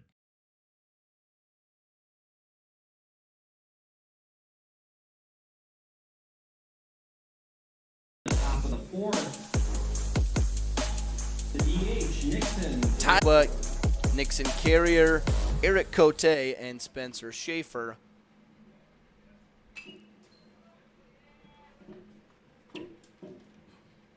Carter O'Lean has really settled in on the mound. Gave up that 1 run in the first. Second inning, had some traffic on the base paths, able to get out of a jam. Here's one on the ground. Carlson sits back on it now, has to make a strong throw, and does. Nice arm from Carter Carlson at third base. There's a reason he is playing third base, folks. That's it right there. Very impressive stuff. Just that split-second decision. Everyone thinks that the hot corner, well, it is all about, you know, those ones that come really really quick at you. It's also about the decision making. Got the longest throw of any of the infielders from your standard spot. And that time, just the decision to sit back on it instead of charge it. Having that confidence in yourself. Dig Carlson knows he has a cannon on that right arm of his. Brings in Eric Cote. Hits with one out. That one tied him up. Good breaker from Carter O'Lean. It's got some late break on it. You'll see some guys throw a big breaking ball. Just tough to hit, but you can see it right out of the hand. That one from O'Lean gets about halfway there. It's straight, and then the last half comes in and it curves a little bit at the end. Now 1-2. O'Lean's got both pitches working. A lively fastball. Runs it by Cote. We'll see where he goes on 1-2.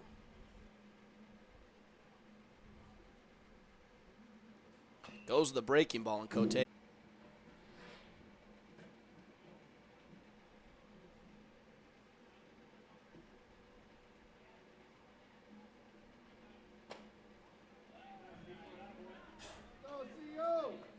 Two balls, two strikes.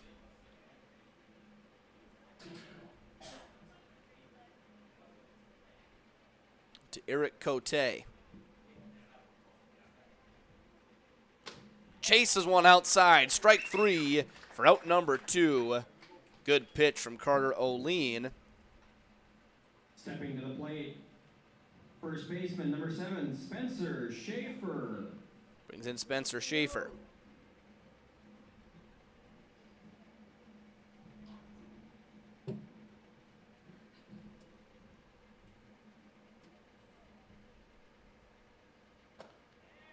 Another breaker. Called for a strike. O'Lean is working that pitch. The ability to throw it for a strike, and also the ability to try and drop that one out of the zone and get someone to chase. So it can make a pitcher so effective. He does drop it out of the zone that time.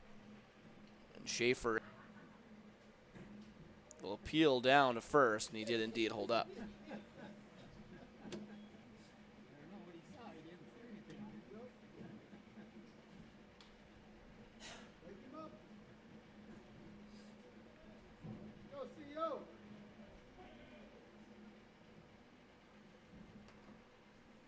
One coming from Carter O'Lean. Fastball on the ground to first base. Diving Casey Clemenson, unable to come up with anything. A well-struck single from Schaefer will extend the top of the 4th.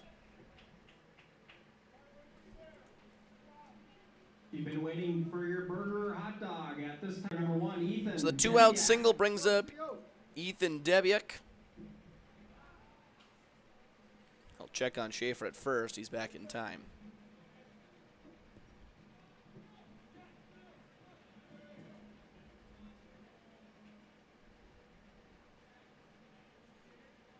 First pitch to Debiuk will be fouled down the third baseline. Nice play by the third base coach.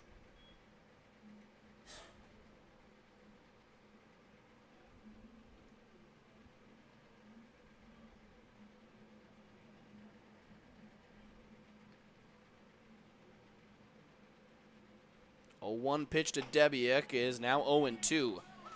O'Lean painting that outside corner. Umpire maybe giving him an inch or two. As a pitcher, if you can get that inch, go ahead and use it. No balls, 2 strikes to Debiuk. Thinking breaking ball here ahead in the count. We'll see where he goes. Does go breaking ball, back foot slider. But a good take from Debiuk to lay off. O'Lean's had that pitch working for a strike on that inside corner. That time tries to drop it down a little further. See if Debiuk will chase. A really tough pitch to lay off. As a left-handed batter coming right at you, you feel like you got to almost defend yourself. Debiuk spits on it. Now a 1-2 pitch on the way. Goes fastball above the zone. Another good take from Debiuk. He looks locked in at the plate. If you watch the major leagues, you know about the Juan Soto shuffle. He kind of gave his own version of that, watching the 1-2 miss. 2 balls, 2 strikes, 2 outs. Now a breaking ball catches the corner. Carter O'Lean, how do you do? Strikeout strands a man. We will head to the bottom of the 4th. Patriots looking to get their starting pitcher some help on the scoreboard. All tied up at 1. They'll come to bat. Bottom half of inning number 4. Do you have a teen ready for driving lessons? Don't know what they need to do or when things need to be done? If busyness keeps you from driving with them, then Gotta Go Driving School is the place to call. Jeff Weber at Gotta Go Driving School has been teaching driving lessons to all age groups since 1991. Call Jeff at Gotta Go Driving, 238-0236. Jeff will tell you to start planning ahead now. Don't wait. Got a new driver? Then it's Gotta Go Driving School. Talk to Jeff or go online at gottagodrivingschool.com. Buffalo Wild Wings isn't supposed to make a burger this good. Like, you might even forget we have wings good. So we threw in 6 boneless wings for $1 as a reminder.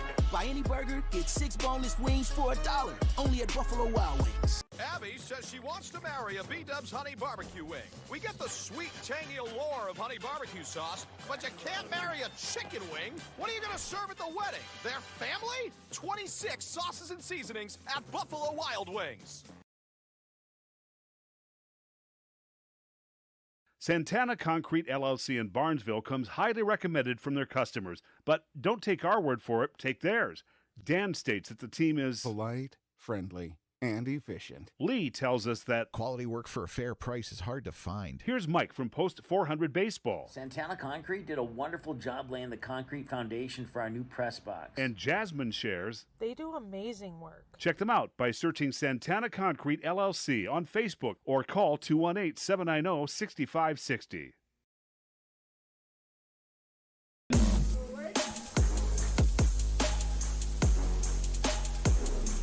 Patriots trying to break the tie.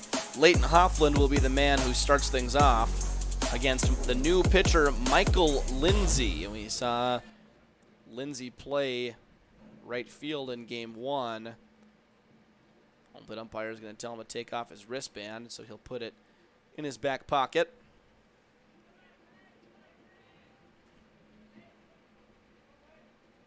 The night is over for Anders Meyer. 3 complete, 1 run. He'll get a no decision as he leaves with the game tied.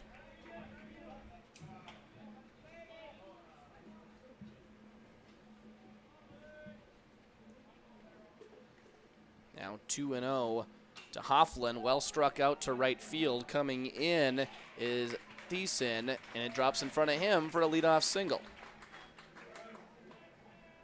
Leighton Hoffland with the leadoff single brings up number 7, Carter Carlson. So with the leadoff man on, Carter Carlson stands in.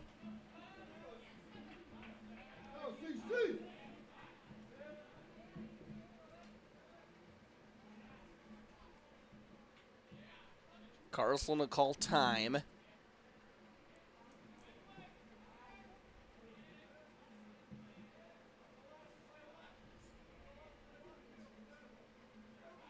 First pitch to Carlson inside, jumps out of the way.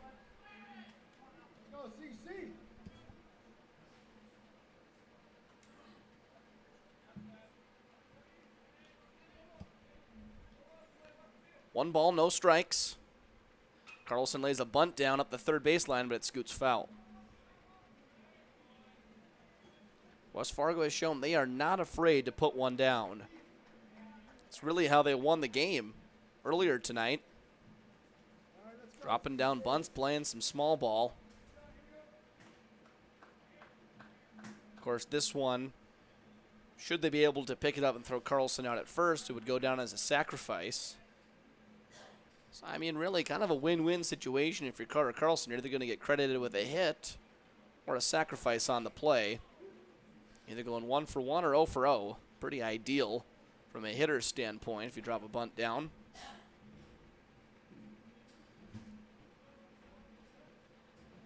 Check over to see how Hoffland's doing at first. Carlson swings through a good fastball up at the top of the zone.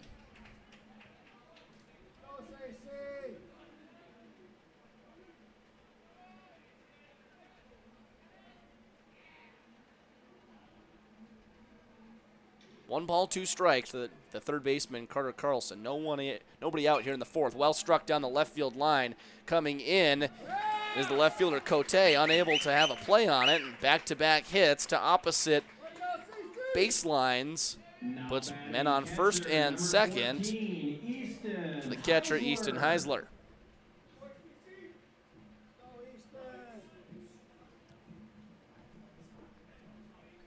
I would expect a bunt here from Heisler. Not to say he's not capable of getting a hit and moving the line. Batting 8th in the lineup. Tied 1-1 in the bottom of the 4th, and then game where runs have come at a premium, and he will indeed lay down a bunt. It's a pretty good one up the first baseline. Good play by Schaefer over to first base where Randall covers. So job is done, and a good job by Easton Heisler. Advanced both the base runners, puts runners on second and third for Landon Troffgruben. Number 11, Landon Troffgruben. And talk about a last name, Troffgruben. Last night, my first time broadcasting the Patriots this year, had to confirm that Troffgruben was actually his name. Never seen it before. I kind of like it. He takes a first pitch upstairs.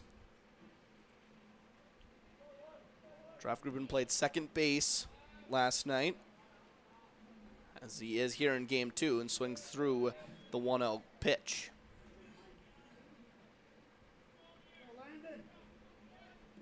Infield playing back, so a grounder, unless it's right at the third or first baseman. Now a squeeze play is on, and Troffgruben gets it down, executed to perfection, and he almost beats it out at first, but the suicide squeeze was in action. A gutsy play from the Patriots, and it ends up working out. So 2 sacrifice bunts is how the Patriots will get on the board here in the 4th. And still a man out at third base. Carlson advancing on the play. And Trey Stocker at the dish.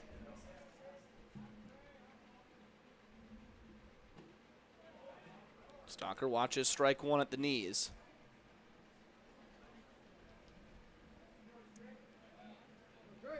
Part of the reason you go with the squeeze there, you know Troffgruben's a guy that can get it down. He's also got plenty of speed, so you're thinking maybe you're able to get a guy on base as well. This one in the air, and Randall will make the catch. Patriots get 1. That will give them the lead as we head to the final 3 innings here in game number 2 of the doubleheader. Patriots looking for the sweep.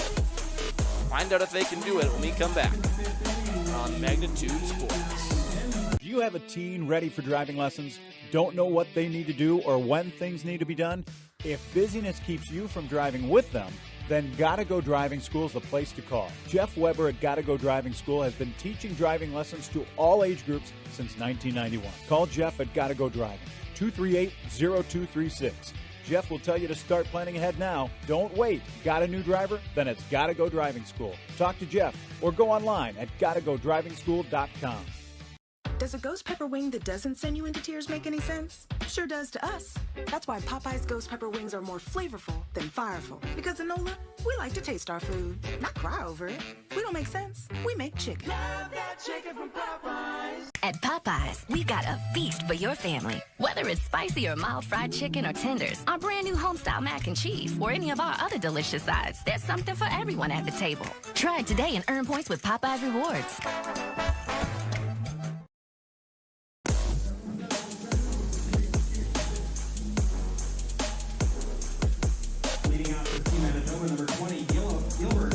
Manitoba faces a deficit now in the top half of the 5th. And they'll have to try and come back against Carter O'Lean, who has been fantastic on the mound. Gave up the 1 run in the first and tossed up 3-0 since then. He looks like he is just oozing with confidence. He will face 8, 9, and 10 in the order. On the ground to shortstop. Deer comes around it. Easy throw to first base. And that is how out number 1 will be recorded in the top of the 5th. Now batting second baseman, number 4, Josh Randall. So after the ground out, Josh Randall will come up to bat. Randall reached on a fielder's choice in his first plate appearance.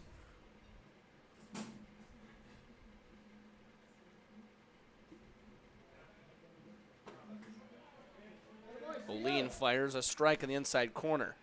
We talked in the first game how this team for West Fargo, pitching and defense is going to be their strength. If the bats can come around, going to be really dangerous down the stretch. Carter O'Lean looks like a weapon that can be used throughout the season. He's at the fastball working right there. We saw the breaking ball again.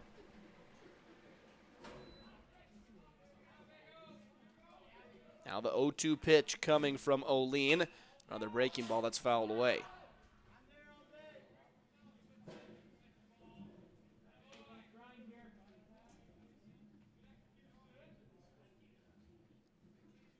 And with Carter O'Lean on the mound, a reminder, really solid pitcher, but not really even one of the necessarily premier arms in this West Fargo Patriots rotation. Going to be a guy they need. But the depth of pitching for the Patriots is definitely there. They got about 5 or 6 guys they can throw out there. They feel really confident. And a weak pop up over to first base. Clemenson drifts over and makes the catch for out number 2. Now batting the extra hitter, number 22, Connor Martin. 2 outs and the base is empty for Connor Martin, the extra hitter.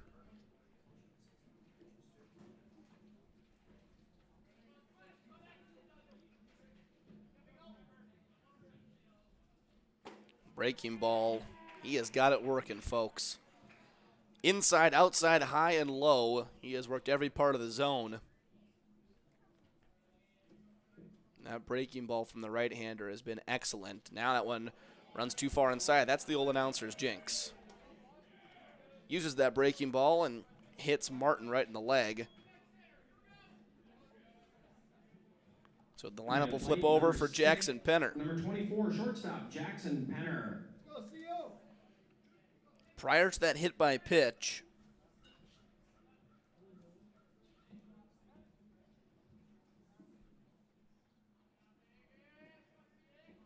he had sent down 3 men in a row,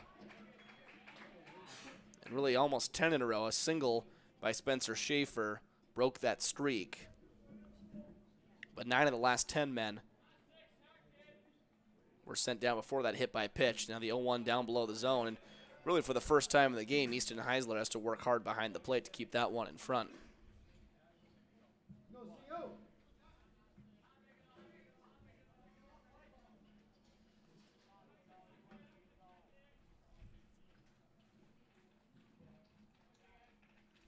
The 1-1 pitch is right there for strike number 2. And if I'm a hitter for Manitoba, be searching out pitches like that because there hasn't been too many right down the middle like that one from O'Lean throughout the course of the night. The 1-2 pitch coming from O'Lean gets him to swing and miss. Carter O'Lean, he's through 5 innings, giving up just the 1 run. See if his team can add on some insurance when we come back on Magnitude Sports.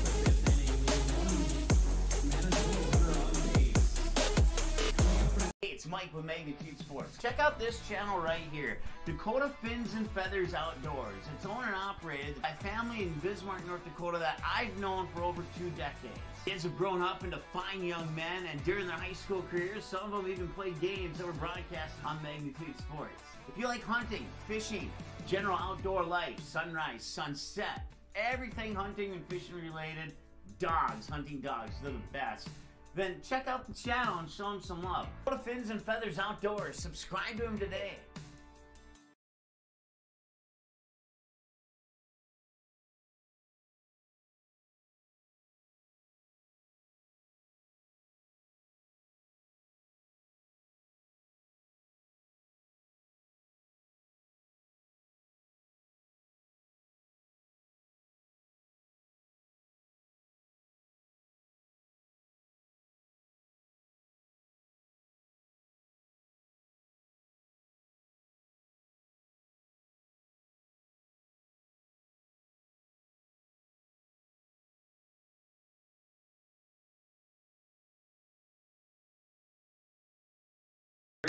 Left fielder, Caleb Anderson. Patriots looking for insurance in the bottom of the 5th as we head down the home stretch at Young Field. Patriots were victorious in game 1. Now a bunt drop down from Anderson. Really good one down the third baseline. No one's even going to touch it. They'll see if it rolls foul. And it stops right there on the third baseline. Very nicely done from Caleb Anderson for the first hit of the inning. Get the leadoff man on base.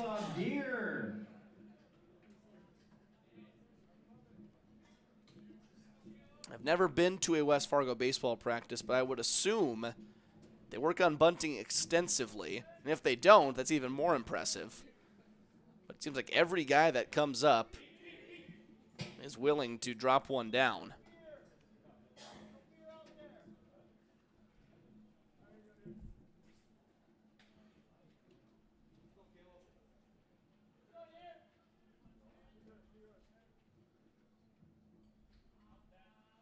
The 1-0 pitch to Deere. Anderson takes off for second. He slides in safely. Now the ball kicks into center field, but it will be picked up by Penner.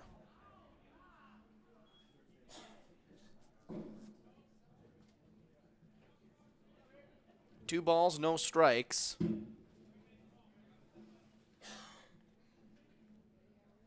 As Anderson was taking off for second, you saw him about halfway towards second base, look into home. Maybe to see if Deere was going to put that one in play. I think Deere saw, maybe in the corner of his eye, Anderson was probably going to be safe, and it definitely was not a good pitch to hit. Now 3-0 to Caleb Deere. And now it'll be 3-1.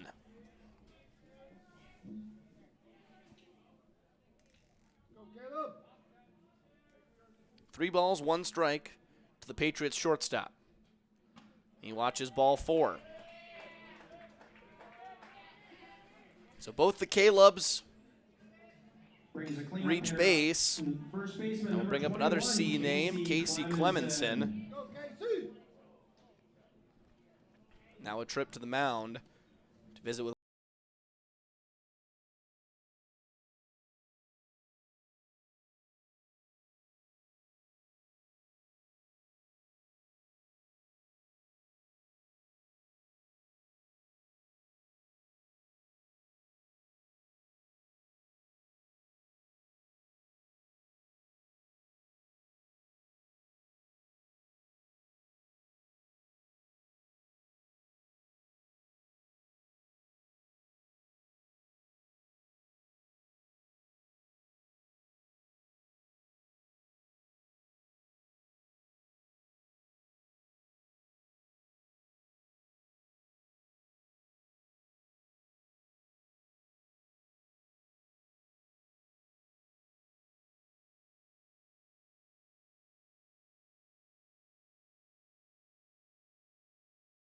run to bunt. Both runners take off. They'll be in standing.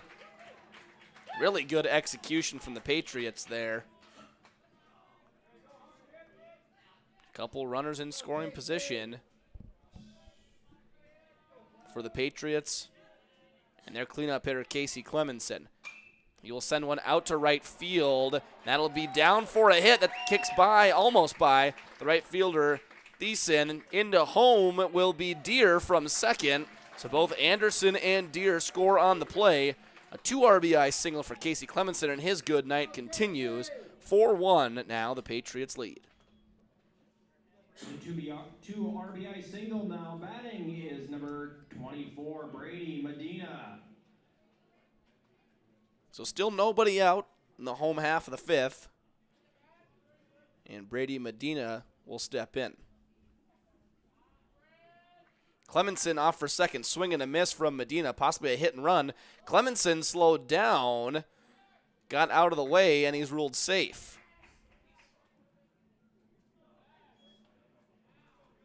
Kind of an odd. Clemenson safe nonetheless. Felt like maybe he could have just slid in instead of trying to avoid the second baseman, Randall. Now swing and a miss again from Medina, quickly 0-2.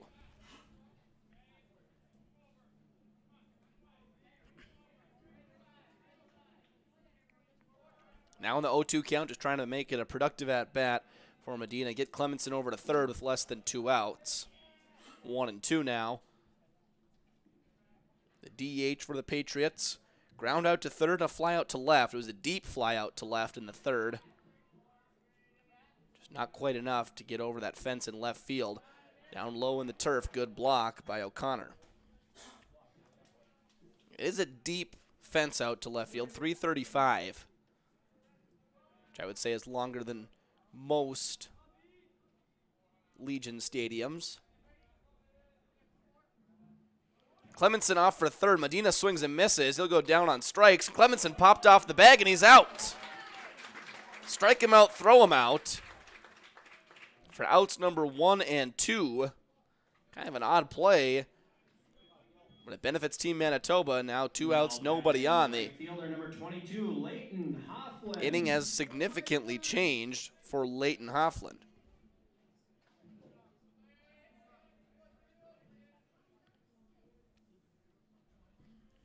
Clemenson was definitely safe on the steal.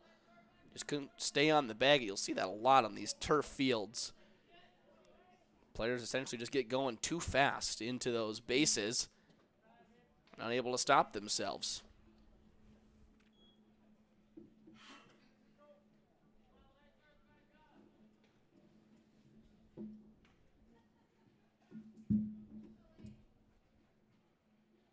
The 1-0 to Hoffland is a called strike in the outside corner.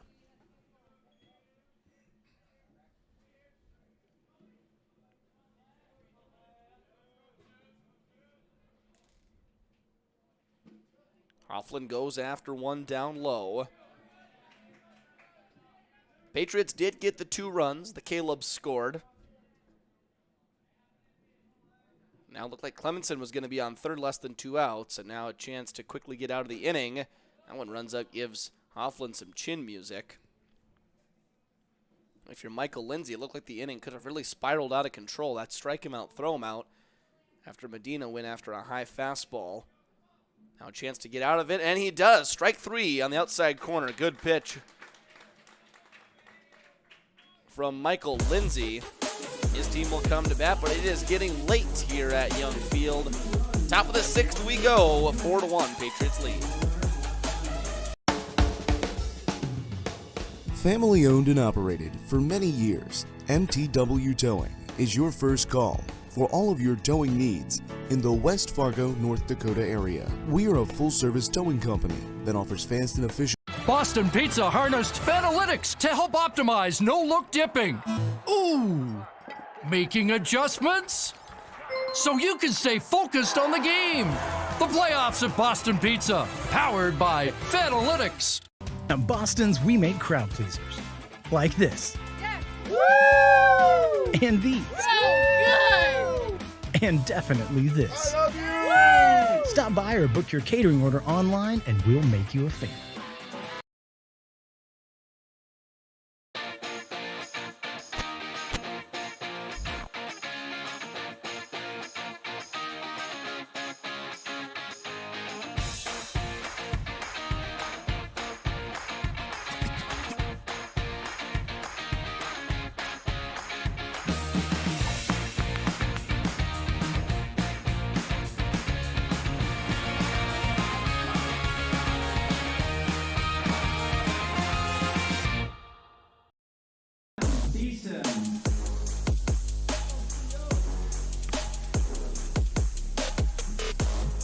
Not much time left for Manitoba. The time it feels especially short against Carter O'Lean, who has been absolutely dealing on the mound ever since the first inning.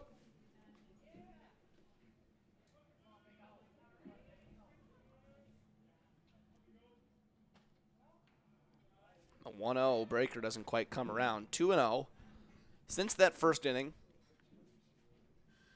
He's gone 4 innings. No runs, and just 2 hits given up. But now a 3-0 count, and O'Lean falling behind. Really one of the first times we've seen that happen tonight.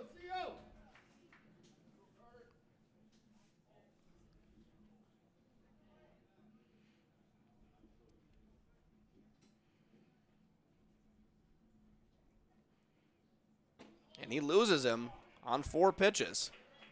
Leadoff man is on for Manitoba. That was Graham Thiessen working his way aboard and brings up Tyson Vassert. Third baseman number 2, Tyson Vassert.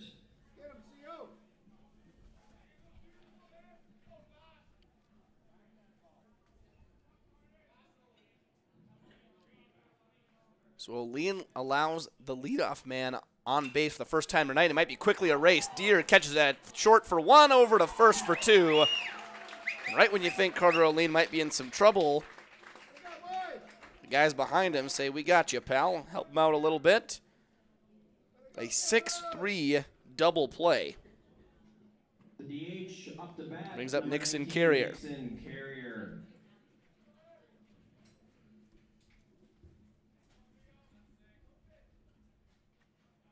First pitch to him, promptly lined into center field. Good looking swing from Nixon Carrier. Made no mistake on that pitch. That might be the kind of approach they're going to need to crack Carter O'Lean. Left fielder number 21, Eric. Seems to be getting late into these counts, throwing breakers, fastballs. Then when you get to 2 strikes, it's anybody's guess what O'Lean's going to fire in there. Now Eric Cote takes a strike right down the middle. That's the pitch right there I think Manitoba needs to attack. Only 4 outs left to play with. That first pitch fastball, got to be one you're looking for. Another fastball, that's on the outside corner and fouled on the left field line.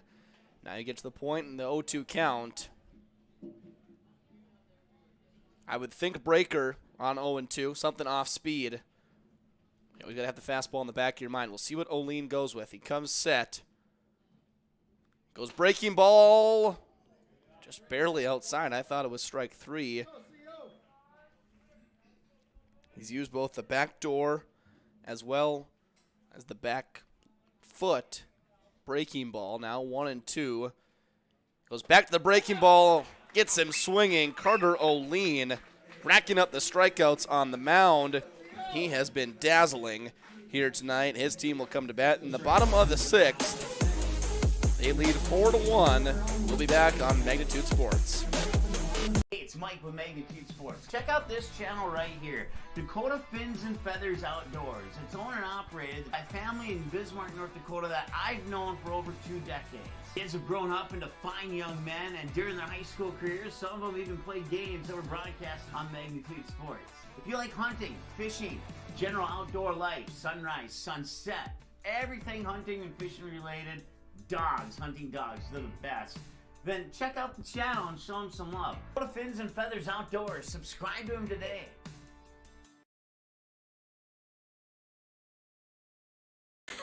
Why do I choose to work here? It's the people. It's the feeling that you get when you've been gone for a weekend and everybody's genuinely happy to see you and you're so happy to see them too. They are wonderful. The staff is wonderful. They are so friendly. They're so happy all the time. It's a family. It's just that overall culture that we have. Your full life happens here at Touchmark.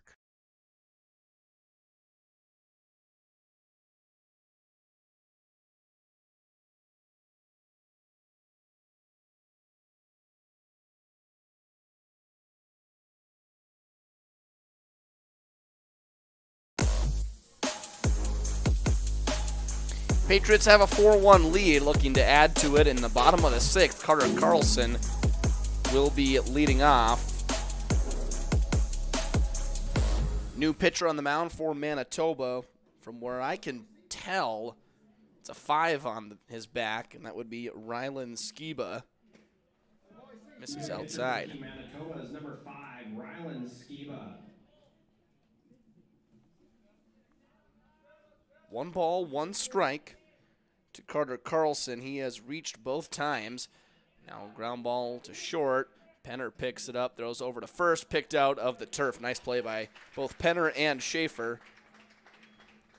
And Carlson is retired. Up the bat for the Patriots, number 14, catcher Easton Heisler.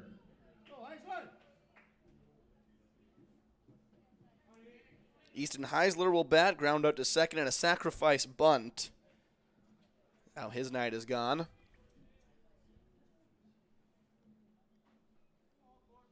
He takes a strike at the knees.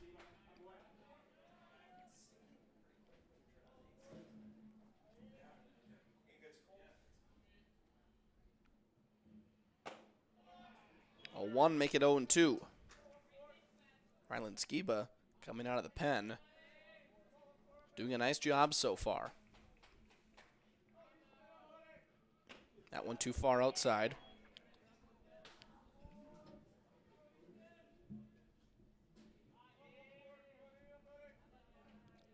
Update from Fargo, top of the 5th.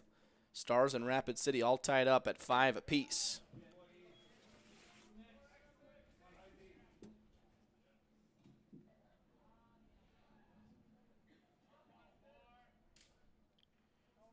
Now the 2-2 pitch to Heisler, swing and a miss.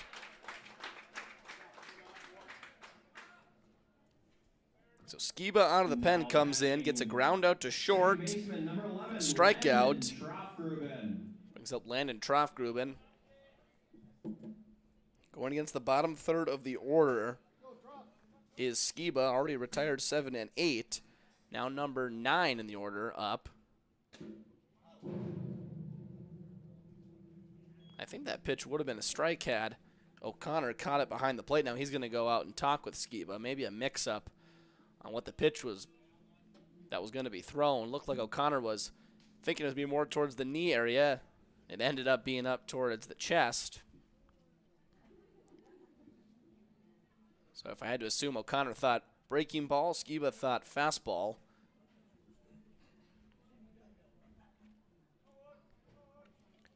Troffgruben reached on an error in the second and laid down a suicide squeeze, sacrifice RBI bunt in the fourth.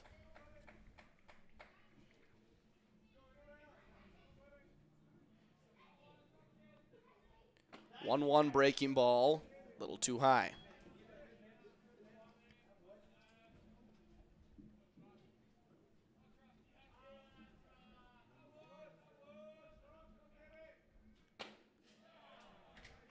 Catches the outside corner. Skiba looking up to go 1-2-3 and get his team back in the dugout. Maybe some late inning magic. 2-2 to Troffgruben.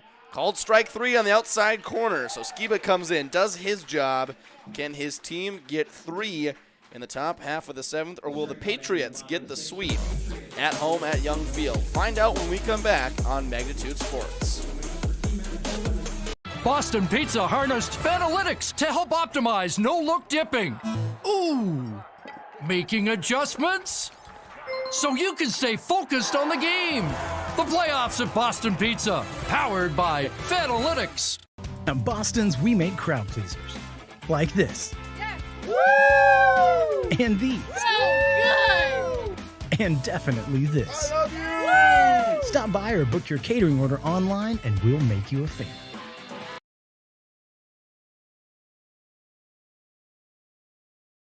Sweet Shots is Fargo's premier golf entertainment destination. Sweet Shots will host your birthday, bachelorette party, corporate events, date nights, or a night out with friends and family. Need help with your golf game? Visit with one of Sweet Shots' PGA teaching pros. Hungry? They have a full food and beverage menu too. Try your shot in one of 60 climate control hitting suites or one of 5 indoor full swing simulators that include golf, hockey, hunting, football, soccer, and zombie dodgeball. Make the trip to 3400 James Way South in Fargo or visit sweetshots.com for much more. Number 7, first baseman Spencer Schaefer. Carter O'Lean looking to go the distance. Top half of the 7th, his team leads 4-1.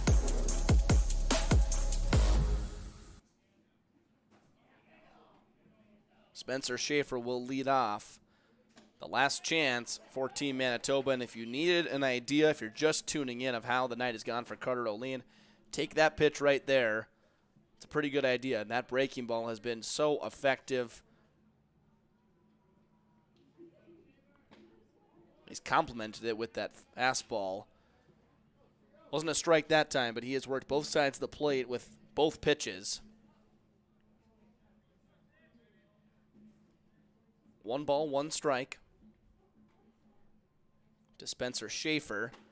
Another breaker now goes to the outside part of the plate, and I can just tell you from experience as a hitter in high school Legion baseball, this age level, when you got a kid that can throw a breaking ball to not only one side of the plate but both sides of the plate with command and also mixing a fastball, it's nearly impossible to hit. At least that's how it feels. First, and it gets by Clemenson. Sloppy play from the Patriots will get the leadoff man on base. So it is a strikeout. That's how it'll go down in the books. So if there is a silver lining for Olean on the mound. He did get the strikeouts, so maybe try to pad those stats a little bit. The 1-0 pitch now gets away from Heisler in the dirt. 2-0, man on second.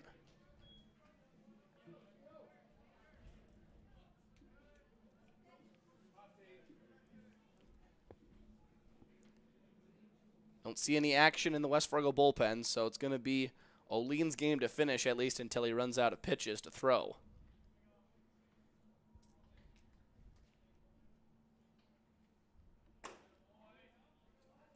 Three balls, no strikes. Here to Ethan Debiuk. Gilbert O'Connor waits on deck.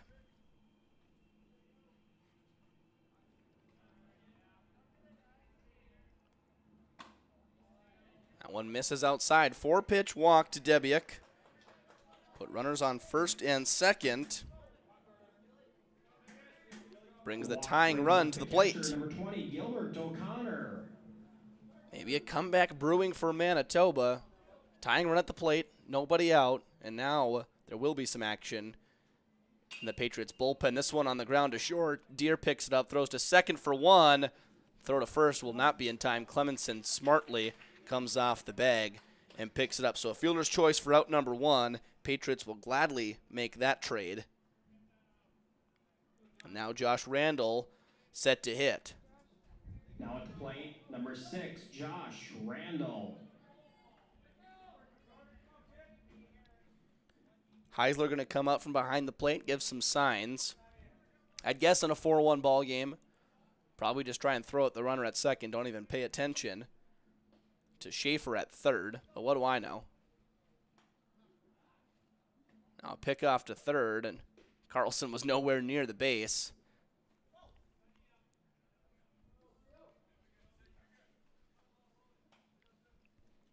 The first pitch coming from Olean to Randall on the ground up the middle. Olean picks it up, throws to second for one, on to first for the other, and they got him. What a play from Carter Olean. Fitting, that's how the game ends. 1-6-3 double play. Nice play by the pitcher, Carter Olean, take a bow, my friend. A fantastic game from Carter Olean on the mound. The offense does just enough for the Patriots. They pick up the 4-1 win, and they get the sweep over Manitoba here at home tonight. Thank you for tuning in tonight. 9-3 the score in the first game. West Fargo takes the game 4-1 here in game number 2. Manitoba will be in action tomorrow afternoon at Starion Bank Field. West Fargo will be right back here against Rapid City tomorrow afternoon for a doubleheader. For Riley Swenson, all of us here at Magnitude Sports, we thank you for tuning in. We will see you next time. Riley Swenson saying goodnight from Young Field here in West Fargo. Patriots get the sweep at home.